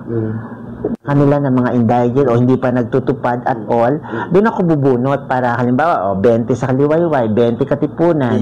Iikot, lahat makukunan ko yung yung hindi pa nakakatupad, makatupad. Ganun. Para kumaga, kahit nasabihin mong basher ko ba yun, haters ko ba yun, nabunot ko siya, bibigyan ko siya ng tupad. Kasi ako yung punong barangay niya. Okay. Okay, so mga katropa, nandito tayo sa Barangay Bayan-Bayan ng mga Muslim Pilitaan Sa segment natin, Gano'ng Marangay, makakapituloy natin ang tamang kapitan ng barangay na bayan na si Kapitan Art Valencia. Ito, Art Valencia. So, Kap, magandang hapon.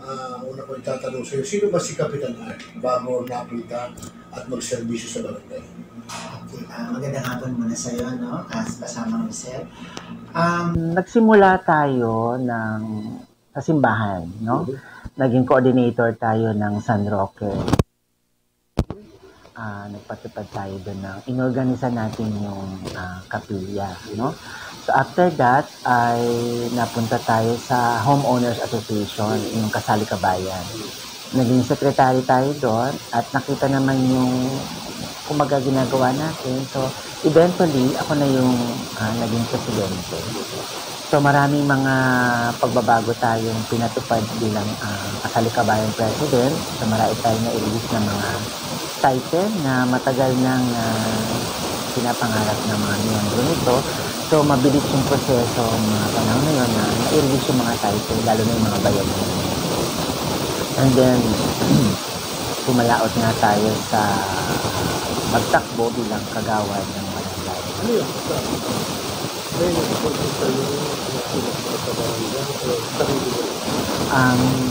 May mga nagsasabi. Kasi that time, medyo hindi sila satisfied dun sa mga, lagi namang ganun kung sino yung mga nakaupo. So may mga reklamo. So sabi nila baka pwedeng tumakbo ka para magkaroon ng representative. Kung ako naman sa sarili ko, gusto ko rin naman. Kasi gusto ko mapatunayan na kaya pa naming serbisyo ng maayos, kaya pa namin gumampan bilang lingkod bayan, mga ganon. So, bilang isa sa mga youth leader nung kabataan ko, na humawak din ako ng pagiging presidente ng pinagsamang lakas ng kabataan, saka kaakbay. So, medyo meron tayong puso talaga sa paglilingkod, no? That time, wala naman sweldo ang mga leader kabataan nun pero nakakagawa tayo ng mga activity. Ako na dyan, sapat mo muna. Takbo mo, pumalaot ka na bilang kagawad. So, pagtakbo mo ba, nanalo ka kaagad as kagawad? Pakilang nga. Actually, hindi. Hindi kasi ang mga tao, syempre, mas gamay nila yung mga kakilalang mga apelido. Kakilala na yung mga apelido na ganyan. So, tayo, 3 tangka na pagtakbo. Bago ka naupo? Oo, bago ako naupo. So, di matagal, nagpahinga ka? Matagal, oo. Tsaka, kung hindi ako nanalo, diretso ulit, trabaho naman akong trabaho, sa private. Kasali ka ba yan? Oo, at saka syempre, katrabaho naman ako sa private. So, nung naupo ka na, Kap, sabi mo, sa pangatlong pagtatangka, nanalo ka na as kagawad, pang ilang ka nun, at hindi ka ba nanibago na ang pinalautan mo ay politika na kakaiba sa pribadong buhay mo? Actually, nung nanalo na ako, ang sinabi ko sa kapatid ko, magtatrabaho ako dun sa posisyon na panalunan ko, no? Dahil yung tiwala ng tao, mahalaga yun yun ang wag sisirain. So, nung nakaupo na ako bilang kagawad, syempre iba yung pakiramdam na ganito pala, no? So, ikaw na yung babatikusin pag wala kang ginawa. So, kumpara sa dati kong gawain na ako yung nagreklamo sa kapitan, pagkakulang yung ganito, ganun talaga sumusulat ako. Pero dinadaan ko sa maayos. Hindi ako yung bastos ba, barumbado. Hindi. Dumudulog ako sa kapitan kung anong problema, ganun. So, nung naging kagawad na ako, tinrabaho ko talaga yung posisyon, naglingkod ako. So, nung naging kagawad ka, mismo kapitan ba, nagbigay siya ng komite o nagpalabunutan kayo sa komite na hahawakan nyo? Actually, binigay na lang sa akin, no? Nung unang manalo ako 2018, pang-anim ako. So, butuhan kasi noon, pang-5 ako. Umuwi ako nag-CR ako. Pagbalik ko, pang-anim ako. Ayoko na mag-CR. Baka mawala ako sa line-up. So, pang-anim ako. So, nung pang-anim, at meron kasing malaking organisasyon ng kabataan yung Malabon Youth Council. So, miyembro ako doon. So, siyempre, kilala din ako nung dating kapitan doon din sa ganung kumbaga, organisa. So, napunta sa akin yung mga committee na family, women's, at saka housing. So, doon sa komite, ang pagkakalang ko sa barangay, may mga fund allocation. Meron bang pondo yung hawak mong komite para logistic mo, para pagka pinatatakbo mo yung komite mo, meron kang logistic, kung gagamitin, meron mo gano'n? Actually, yung base sa naranasan ko kung ano yung nasa budget, halimbawa, kung nandun ka sa komite ng Peace and Order, may nakabudget para sa Peace and Order. Pero yung nakabudget na yon, patungkol lang yun doon sa expenses, halimbawa, sa tanod, sa gagamit ng tanod, sa mga proyekto para sa seguridad, peace and order. Yun lang ang makukuha mo. So, yung mga kapi-kapi nila, gano'n yung kasama? Ay, hindi po. Ay, hindi pa kasama Hindi yung kasama yun. Wala namang i-release na budget sa'yo na pag may committee kang hawak. Hindi. Magsasubmit ka ng proyekto na halimbawa, sa women's, kailangan ng BAUSI desk. Ang BAUSI desk, dapat mayroong computer, may printer, may table. So, yun, i-request mo yun. Yun yung binabudgetan. Ayun. Oo. So, ano yun? Meron ka sariling staff? Meron po pwesto doon? Paano sistema na? Actually, merong focal person ang BAUSI. Definitely, syempre, babae dapat yun. So, under ko naman siya ng women's na committee. So, ang barangay mismo ang merong nakatao doon. So, ikaw naman, bilang committee chairman, ikaw yung aatin ng mga meeting, ikaw yung kung merong ordinansa ang city o national, i-adapt nyo yon. Okay. Para at least kung makagawa kayo ng ordinansa base. Pero ang BAUSI kasi isang batas na yon. So kailangan lang implementation saka kung paano mo ito gagampanan sa barangay. Kasi totoo naman talaga, no? Kahit nag-aaway sila doon sa taas, pagdating sa barangay dapat maayos ka pa rin. Kasi para hindi magulo. So sa pag-upo mo, no, unang-una kagawad, siyempre una naninibago ka. Tumagal. Ano mga na-encounter mo? For example, yung bang naging kapitan, kaalyado ka, o hindi, may ganyan eh. So, meron ka bang naging problema? Sa kapwa mo kagawad, meron ka bang naging problema pag nagsesesyon kayo? Halimbawa na meron kang pinopose, etc., may kumukontra, o meron silang pinopropose, ikaw naman ang nagsasalita na hindi dapat. Meron ka bang na-encounter na mga ganyan? Meron po. Actually, normal naman yun, no? Sa isang council, no? Hindi ko kaalyado yung dating kapitan. Pero, okay naman yung relationship namin kasi nakita niya na trabaho lang talaga ako. Kumbaga, kung ano yung mga proposal, nagbibigay ako ng opinion ko. Kung hindi man ako pabor, in a nice way, sinasabi ko pa rin yung opinion ko. Pero majority kasi ang makakapagpatupad ka ng proyekto. So, number games nga daw yon. So, kung ako naman yung may panukala, okay naman din. Kailangan mo kasing i-depensa kung ano yung panukala mo. Pag sila naman na may panukala, nagbibigay ako ng opinion ko, kung agree naman ako, para sa nakakarami, nag-agree ako doon. So, yung sinasabi mo, Kap, na incense na hindi kayo okay ng dating kapitan, yan ba yung incense na meron siyang gusto na kinokontra mo o hindi kayo magkaalyado? Hindi kami magkaalyado, pero kami yung nagtrabaho parehas. Okay. So parang hindi kami magka-team, kalaban, hindi kami magka-team. Tapos nung naging okay kami kasi sa trabaho sa barangay, nakikita niya na, kasi ang sinabi ko, Kap, kung ang proyekto para sa barangay ay okay sa mga kabarangay natin, wala akong tutol doon. Oo. So bukod to, sa mga kapwa mo kagawad, wala ka bang naging problema? Basta ilang termino mo as kagawad? Medyo meron din, kasi batikan na sila mga datihan na sila, mga senior na kumbaga. So parang, ang dating bago to, kinakaya-kaya ka, parang gano'n. Oo, pero syempre, hindi nila alam na bago naman ako sumabak, nagbasa ko, inaral ko.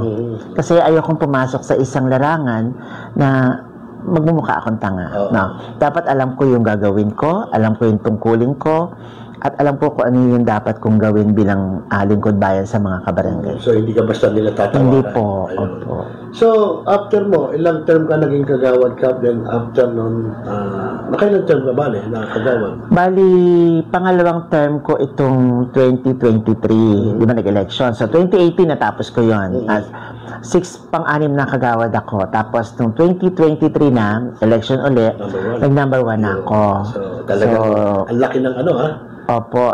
Totoo naman kasi kapag tinrabaho mo ng maayos, makikita ng mga tao. And yun ang gusto ko sana na yung mga voters matuto na. Kaya nga, kasi yung titignan mo from number 6, 1. So, ibig sabihin, nakita ng mga kabarangay, tatrabaho ka, okay to, sigakawat tayo, parang gano'n.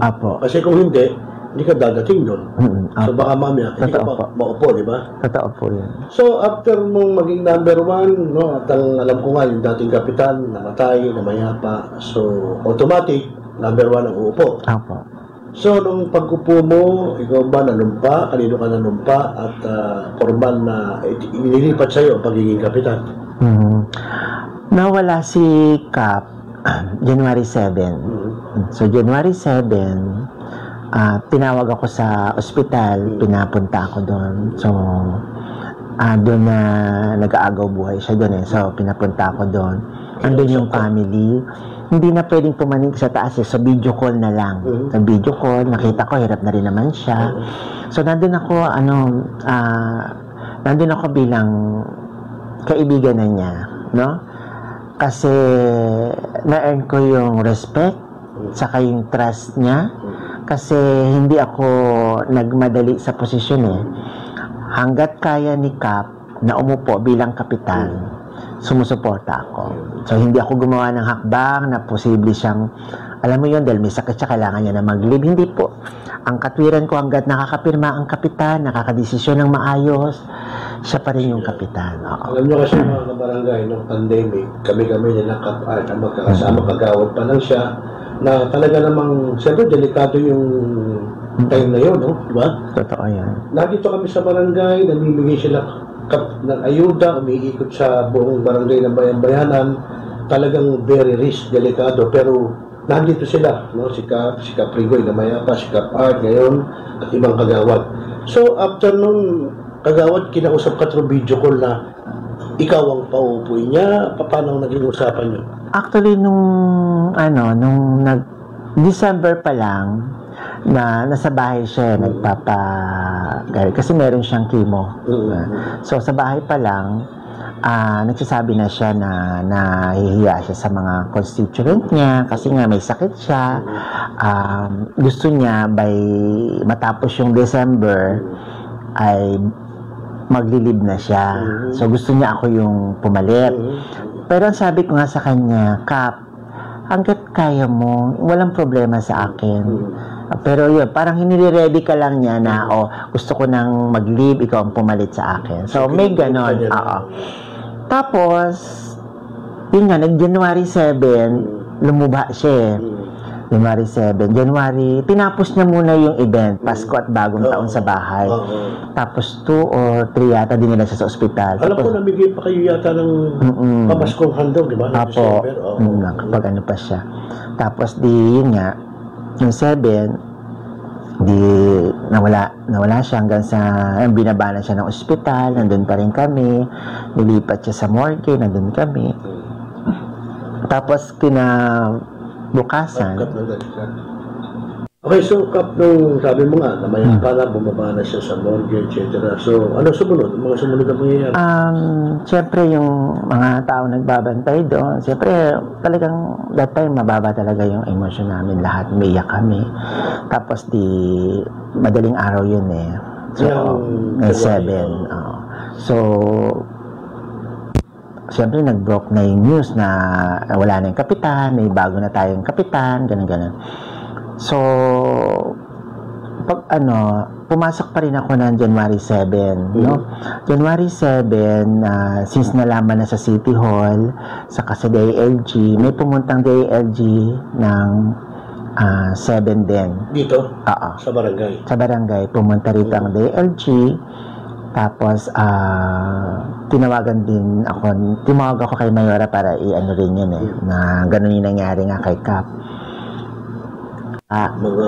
Oo, saka na ako mag-assume. Pero, January 7 ng tanghali, dumating ang DILG dito. So, yan, siyempre, kinausap ako, pinagsubmit ako, dapat daw, kailangan i-assume ko na kaagad kasi dereliction of duty daw yon kapag hindi ka nag-assume kasi aayusin yung bond, yung bangko, yung pipirma kasi hindi pwedeng ma-stop yung operation ng barangay. For example, mag-i-issue ng certificate, patay na yung kapitan. So, questionin na yon. So, January 7, dapat may pipirma na kapitan. So, nagpa-schedule kay Mayora. So, kinabukasan na. 8. So, 8 ako naka-schedule. Sa madaling salita ka, that time, wala kang tulog. Wala pa. Dahil, di ba, madaling araw Tapos may nagpuntahan na dito, DILG. So, inaasan lahat. Kumbaga, so kasi pati sa bangko, inayos yun. Kasi yung signatory ng bangko, madidelay lahat ng payables namin pag hindi matagal. So, yun ang ginawa na. Tapos, 8 na nung pa ako kay Mayora, pagkatapos ko manumpa, diniretso ko sa Floresco, doon sa burol niya. Doon ko inalay yung posisyon na tatapusin ko yung nasimulan niya kasi yung mga tao sa barangay, i-absorb ko lahat kasi umaga tatapusin ko yung iniwanan niyang posisyon. Yan. So, si Mayor Cap, nung kinalumpakan niya, meron ba siyang advice sa'yo? Meron ba siyang abiso? Meron ba siyang sinabi sa'yo na kung ano ang dapat mong gawin, etc. whatsoever? Actually, tinawagan niya na yung DILG. So, sinabi rin niya na i-coordinate ako at mag-mayor, maayos yung pagta-transfer. I mean, doon sa pamumuno na gagawin mo sa barangay, meron ba siyang ipinayo sa'yo? May in-advise ba siya? May inihabilin ba siya? Ang sinabi lang naman niya, maglingkod ka ng maayos, para sa kabarangay mo, tutulungan kita, tutulungan ka ng city government, yung gano'n naman. Basta ang bilin lang niya, magtrabaho ka ng maayos, yung gano'n. So, pagbalik mo rito, siyempre, nanumpa ka na, anong una mong ginawa? Pagbalik mo dito sa barangay, pinulong mo ba lahat ng kagawad? Pinulong mo ba ang mga staff, etc.? Anong una mong ginawa? Ang una kong ginawa, pinulong ko yung mga staff. Sumunod tanod, sumunod lupon. Kasi madami sila, so isa-isa. Tapos nag-session kami ng council. Hindi, tinaon ko na yun ng Sabado So, nag-session kami. Siyempre may mga dapat akong i-revise yung internal rules ng barangay, kung sino yung mga itatalaga ko sa committee. So, panibago? Oo, panibago daw lahat. Ayun. So, pati yun sa Barangay Development Council, kailangan kong i-adjust. Yung Barangay Peace and Order Council, kailangan kong mag-assign ng mga kasama ko doon. Tapos, yung... overall, lahat binago pala? Yung committee. Yung committee. Pero yung mga staff, ginawan ko sila ng maayos na title. Tapos nagtanggal ako ng ilang tanod. Oo, kasi yun yung not functional. Saka medyo iba yung dating na alam mo na yung time ni Kapitan, ganun na yung nararamdaman, ganito pa yung nangyari. So, nagbigay pa rin ako ng matagal na panahon sa kanila bago ko sila tinanggap. Pero, yes, oo. You must perform kasi hindi ako uupo as nakaupo lang. So, magkatrabaho tayo. Kaya alam sa'yo, magkatrabaho siya, kukuyakon. Yes. Tapos may matatanggap. Tapos magpo-post ng di maganda. Hindi maganda. Pinakita ko sa kanila, kaya ko mag-ronda. Kaya ko rin mag-blatter. Nakikita ko nga. So, kaya ko ding magharap ng mga kumbaga, kung kaya ko, kaya nyo rin naman gawin. Tulungan lang kami para kako yung lahat kayo na sinasabi ni Cap na i-absorb ko, walang problema sa akin. Kaya lang ang bilin nga ni Cap sa kanila, medyo mas stricto ako sa taas sa ganon. Pero si Cap kasi talagang firm naman siya kapag sa panunungkulan niya. Actually, alam mo Cap, kasi buhay pa si Cap. Nababanggit ko rin sa kanya yun. So, para sa kanya mo na siya, mabait. Sabi ko, ikaw yan. Pero sabi ko, nagtatrabaho, tapos sila hindi. So, bukod tungkap sa'yo, ikaw nanumpa, alam ko, merong, siyempre, nawala ka sa number 1, merong na-appoint na number 7 na kagawad. Sinong na-appoint? Ang na-appoint yung anak ni Kapitan. Sino? Si Rafael Sebastian Felix. So, siya naging? Naging pampito. Si Herbert. Nung nawala yung isang kagawad. Sino kagawad? Ernesto Basilio. Oo nga pala, may nawala pa pala isang kagawad. So, pakilan ba si kagawad Herbert nung kaya di siya lang pumasok ng pampito? Ano siya, si kagawad Herbert, hindi ko alam kung pasok siya sa top 15 eh. Oo.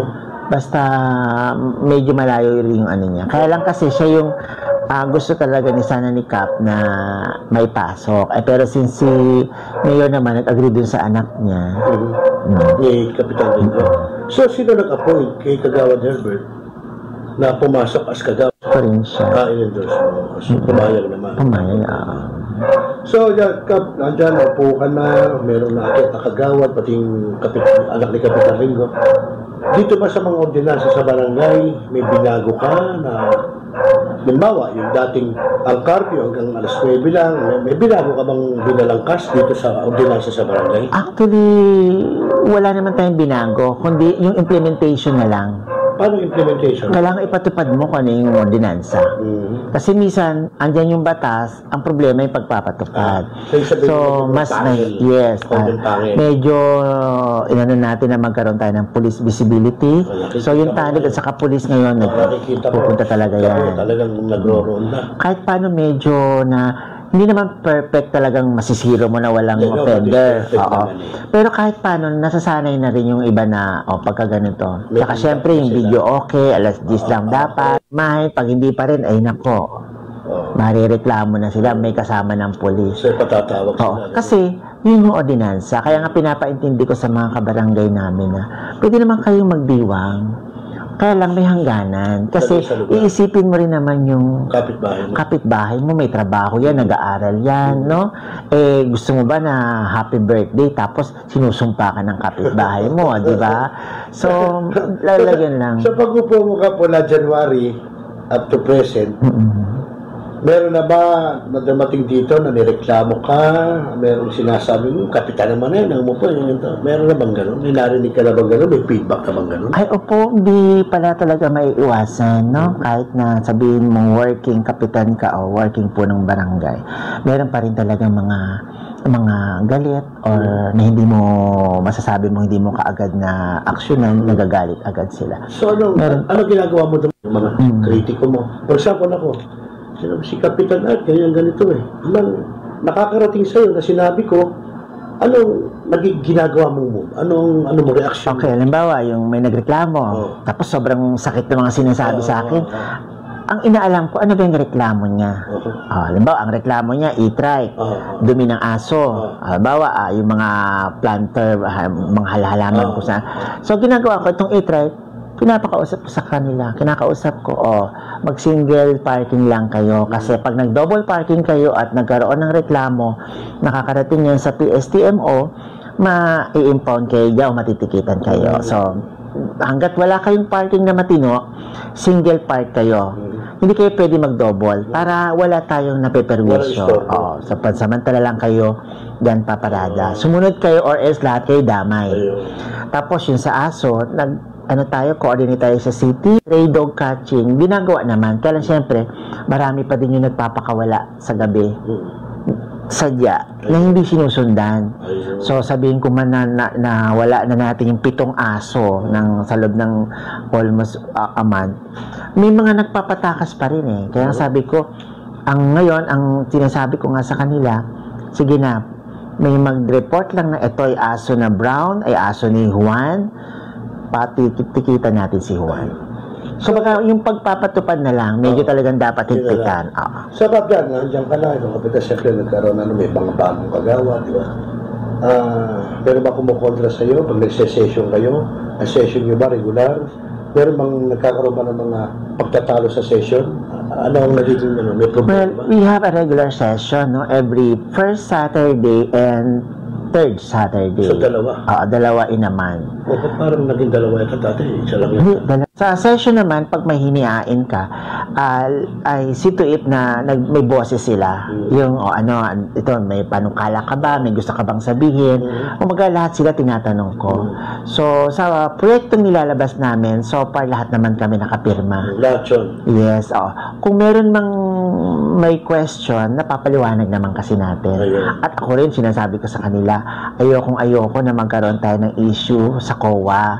So, nakapirma kayo, mas lalong ako nakapirma din. Kung meron man kakong problema, ako yung ako yung inaprobahan mo. Yes, Kaya, ayoko rin ilagay kayo sa alanganin. Sabi ko, lagi kong pakiusap sa kanila, let's work as a team. Alam ko magkakaiba kami ng partido pero sabi ko pagdating sa paglilingkuran natin sa konseho, ang kapakanan ng nakakarami at ng ating barangay ang dapat manaig, no? Gustuin ko man kayong manatili sa akin, yung kapitan, hindi ko sila pipigilan doon. So, sa pag-upo mo ka after ni Kapitan Ringo, meron namang naging proyekto ang barangay through Yes, nung nag-assume tayo, meron na tayong mga pinabuksan na matagal nang nakasarandaan. So, pinabuksan natin yun. So, Iskinita? Meron na tayo. Bakit nakasara? Yun kasi yung may mga bahay kasi doon na yun, natanggal na. Kailangan gamitin. Tapos yung pagbabudget, yung pagbabudget ngayon kasi sinasala ko talaga siya. Yes. Kasi sa dami na napapanood natin, dapat talaga yung budget talagang properly dispensed and disbursed, no? So, hindi tayo nagpo-proyekto ng wala. Ghost project. Sabi ko rin sa mga konseho ng Kagawad yun wala tayong ghost project. Team supplies, bilang niya ng COA. And we go to the process of proper bidding. Ngayon lang, hindi naman ganun kadami ang pumapasok sa ating mga contractor kasi maliit lang naman talaga. Barya-barya lang. Kadalasan naman yata dito kapag magiging proyekto lang masakali. Yung mga dulong ilog natin na maglalagay ka lang submersible pump. Yan. O may nilagay ang city? Meron, kino-ordinate ang city sa atin. So ngayon naka-pull out siya kasi inabot siya ng baha. So nagka-problema yung makina. So, ang proyekto ng barangay, syempre, i-maintain mo yung waterways, no? So, nagpalit tayo ng mga manhole, tapos sinusubukan natin ngayon yung bakal, para at least madali ring ma-maintain pagka dinideklag. Sa bagay, actually, nakita ko may bakal, may bato. Madali, angatin lang. Opo. Tama. So, ngayon nagdideklag tayo, kasi gusto ko ma-normalize yung pagdideklag. Hindi ma-normalize. So, yung declogging sa barangay, almost every 2 months pinapa-schedule namin kasi medyo mahal din yun, no? Kasi kailangan mong budget. Binabudgetan din ba ng barangay yun? Yes, dapat. Hindi ba ang magdedeklag galing sa city? Yes, pero kailangan mo rin kahit paano bigyan ng kahit paano kuswelo din. Yung pagkain. So, bibili ka ng sako, yung mga ganun. Kung may masira na manhole, ipapagawa mo yun. Kasi di ba, pagbukas nila ng bato, minsan may nababasag. Actually, nakita ko nga yung mga trainings natin dito. Bakal ba? Okay ka ito? Una, madaling buksan, magaang, hindi ka tulad ng bato, dalawa magaangat kasi kukuha ka pa ng pansikwa. Hindi ka tulad dito, meron siyang sobrang ganda ng konti angat. Angat lang. So, yan, lahat ng buong bayan-bayanan, gano'n na o Opo, ganun.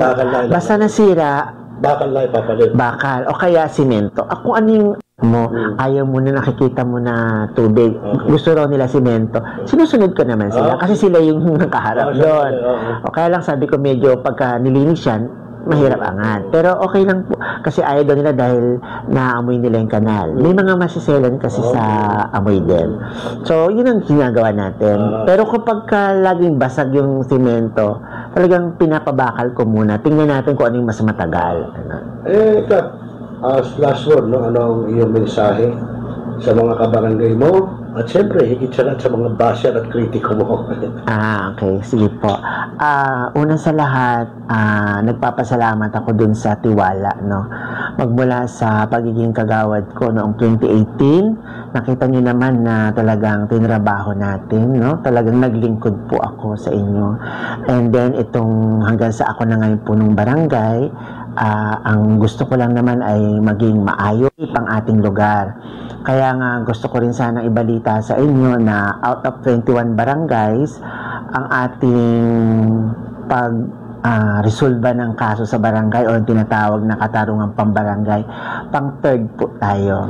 Di ba? Ang dami nating nalagpas ang barangay, pang tatlo tayo. Tapos sa paglilinis ng lugar, then nakikita yung effort natin, out of 21 barangays, pasok tayo sa 12. So, yung palang nakakatuwa ba, no? Sana makita rin ng ating mga kabarangay na ang pamamahala kasi sa barangay, hindi talaga magtatagumpay kapag walang tulungan, no? So, dapat yung mga tao matuto rin, no? Magtulong din. Paano? Una na yung pagtatapon ng basura sa tamang tapunan, no? Kung lagi tayo magpapalinis, lagi rin naman tayo magtatapon, dapat tulungan. Sa peace and order, sumunod, ingay, huwag kayong mag-ingay ng gano'n. Walang magiging problema, walang away. Huwag kayong uminom sa kalsada para wala kayong maperwisyo. Wala ring away, di ba? Tapos, siyempre, pinaiigting natin yung peace and order sa gabi, lalo na yung mga ibang lugar na pumapasok para magnakaw. So far, wala tayong ganung kadaming report, no? Kumpara sa ibang barangay na talagang na nawawalan sila, no? Kumbaga kahit paano na maliit man tayo, nasisecure pa rin natin yung lugar natin. At syempre, mas gusto ko maraming mabigyan ng livelihood, no? Yung AKAP, yung AAC, maibigay sa mga tao, pati yung tupad. Gusto ko sana eventually ma-organize yun, no? Kapag binaba yun sa barangay, ma-organize namin. Kasi ngayon sa leader binababa, so hindi natin hawak. Pero sabi ko nga, kung halimbawa tupad, binaba sa barangay, per sityo, kukuha ako, bubunot ako. Kanila ng mga indigent o hindi pa nagtutupad at all, doon ako bubunot para halimbawa, 20 sa Kaliwayway, 20 Katipunan. Iikot siya. Iikot, lahat makukunan ko yung yung hindi pa nakakatupad, makatupad. Ganun. Para kumaga, kahit nasabi mong basher ko ba yun, haters ko ba yun, nabunot ko siya, bibigyan ko siya ng tupad. Kasi ako yung punong barangay niya. Yes. Okay. Okay, so mga katropa, nandito tayo sa Barangay Bayan-Bayan ng mga musikilitan. Sa segment natin, Gano'ng Marangay, makakapit yung natin ang tamong kapitan ng Barangay Bayan-Bayan na si Kapitan Art Valencia. Ito, Art Valencia. So, magandang hapon. Una ko itatanong sa'yo, sino ba si Kapitan Art bago napunta at magserbisyo sa barangay? Okay, magandang hapon muna sa iyo, no? Kasama ng Sir. Nagsimula tayo sa simbahan, no? Naging coordinator tayo ng San Roque. Nagpatupad tayo doon na inorganisa natin yung kapilya, no? So after that, ay napunta tayo sa Homeowners Association.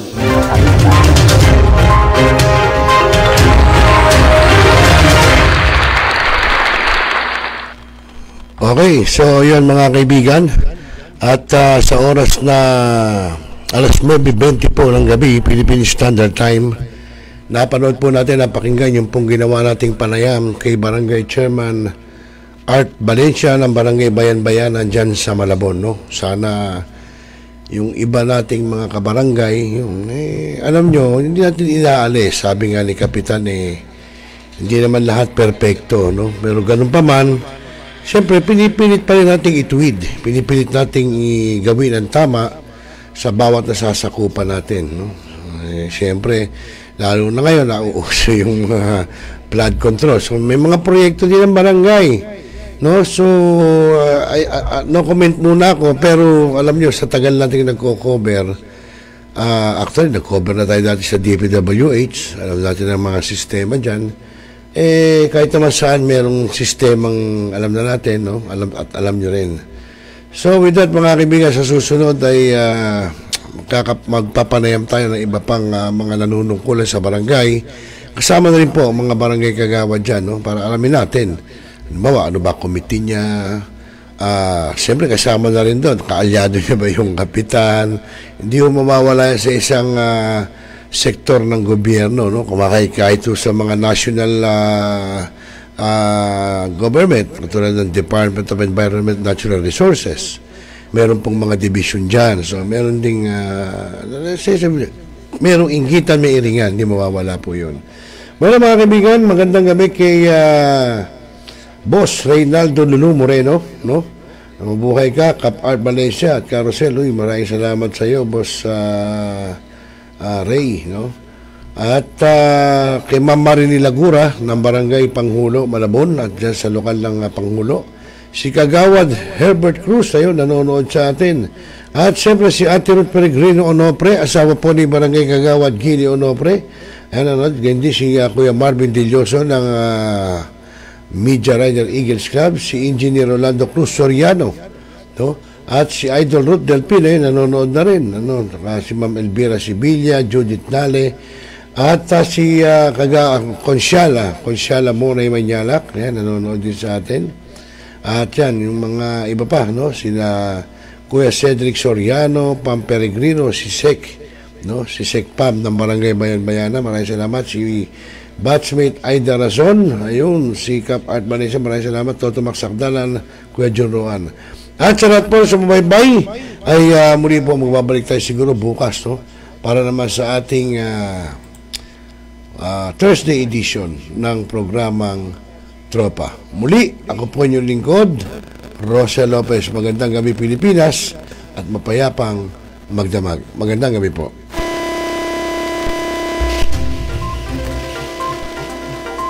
Just to continue, Mr. Clyde Teves, the person named in the search warrant, was not around during the implementation of the search. Talakay.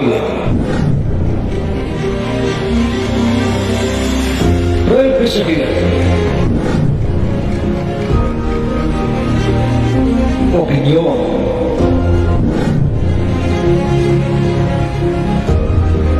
Palawakin. Aksyonan. Kasama si Rosel Lopez dito na sa New Millennial 9 TV. One gun Pilipinas. Sa putok ng baril, doon kami nagsimula. Laro ng talino, disiplina ang dala. Sa bawat kompetisyon, kami naglalaban. Pero respeto dangal, di kailanman iiwan. Hindi ito basta armas sa kamay. Ito'y simbolo ng dangal na tunay. May puso sa likod ng bawat gatilyo. Kaya't kami sama-samang sumusulong dito. One gun Pilipinas, kami ang tinig na responsableng mamamayan. Matatagat at matuwid, hindi lang baril, kundi aral at itim para sa bayan, sa kapwa, sa panatang dalangin. One gun Pilipinas, ang natay di ng bala, kundi pag-asa, sipag at malasakit sa masa. Sa training camp, hindi lang pisikal, pati puso'y tarangin. Tinuturuan ng disiplina at respeto. Pag hawak mo ang armas, dala mo ang gobyerno. Mga pangyayaring naganap sa loob at labas ng ating bansa. Mga balita sa loob ng isang linggo. Inyong mapapakinggan dito lang sa News Recap ng Millennial Online TV News and Updates. Ihahatid sa atin ni Cassie Sal ang katropa nyo sa pagbabalita. Matapos sagutaan ng balota sa halalan kamakailan. Tutok na, mga katropa. Barangay, pangunahing unit ng pamahalaan lokal, kung saan dito pinag-uusapan ang bawat sigalo ng mga residente ng bawat barangay. Dito rin pinag-uusapan ng mga piling halal na opisyal na barangay ang mga proyekto para sa kanilang barangay. Kumustahin natin ang panunungkulan ni Kapitan dito sa Dalo Barangay sa Millennial Online TV Worldwide, ang katropa ng bawat barangay. Ating tinatapos ang ating pagpupulong. Maraming salamat po sa inyong pagdalo at tapos na po ang ating session. Enjoy na po tayo. Hanap mo ba ay Unwind Ventures? Tara nang mamangha sa mga tanawin.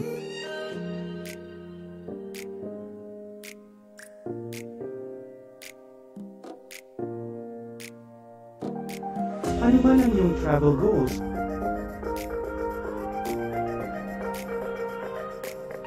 Dadalhin namin kayo.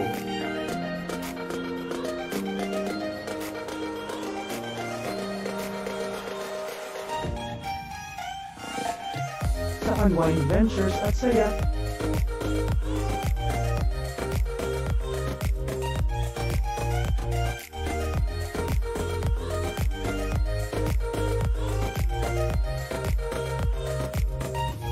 Dito lang sa Wow Biyahe.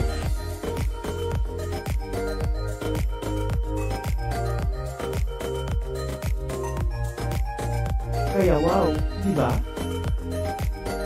Abangan dito lang sa Millennial Online TV. Nagbabasa ka pa ba ng dyaryo? O nakikinig ka pa ba ng radyo? Kung ngayon, lahat yan ay mapapakinggan nyo na sa inyong mga cellphone. Dahil online na tayo, mga kamilenyo, kaya manood, makinig dito sa Millennial Online TV. Rider, sumalpok sa Kaya poste ng i-follow, like, subscribe, at i-share na, mga katropa. Hi, this is Hilary Gadon. Nananawagan ako sa ating mga katropa, no? At mga kaibigan, mga kababayan, na palaging tumutok sa Millennial Online TV. At yan ay pinangunahan at yan ay pinangangasiwaan ng aking kaibigan na si Rosel. At ang mga nanunood dyan ay hindi bobo! Pinaigting, pinalakas ang bagong news online TV ng bagong milenyo. Millennial Online TV, ang katropa mo sa pagbabalita.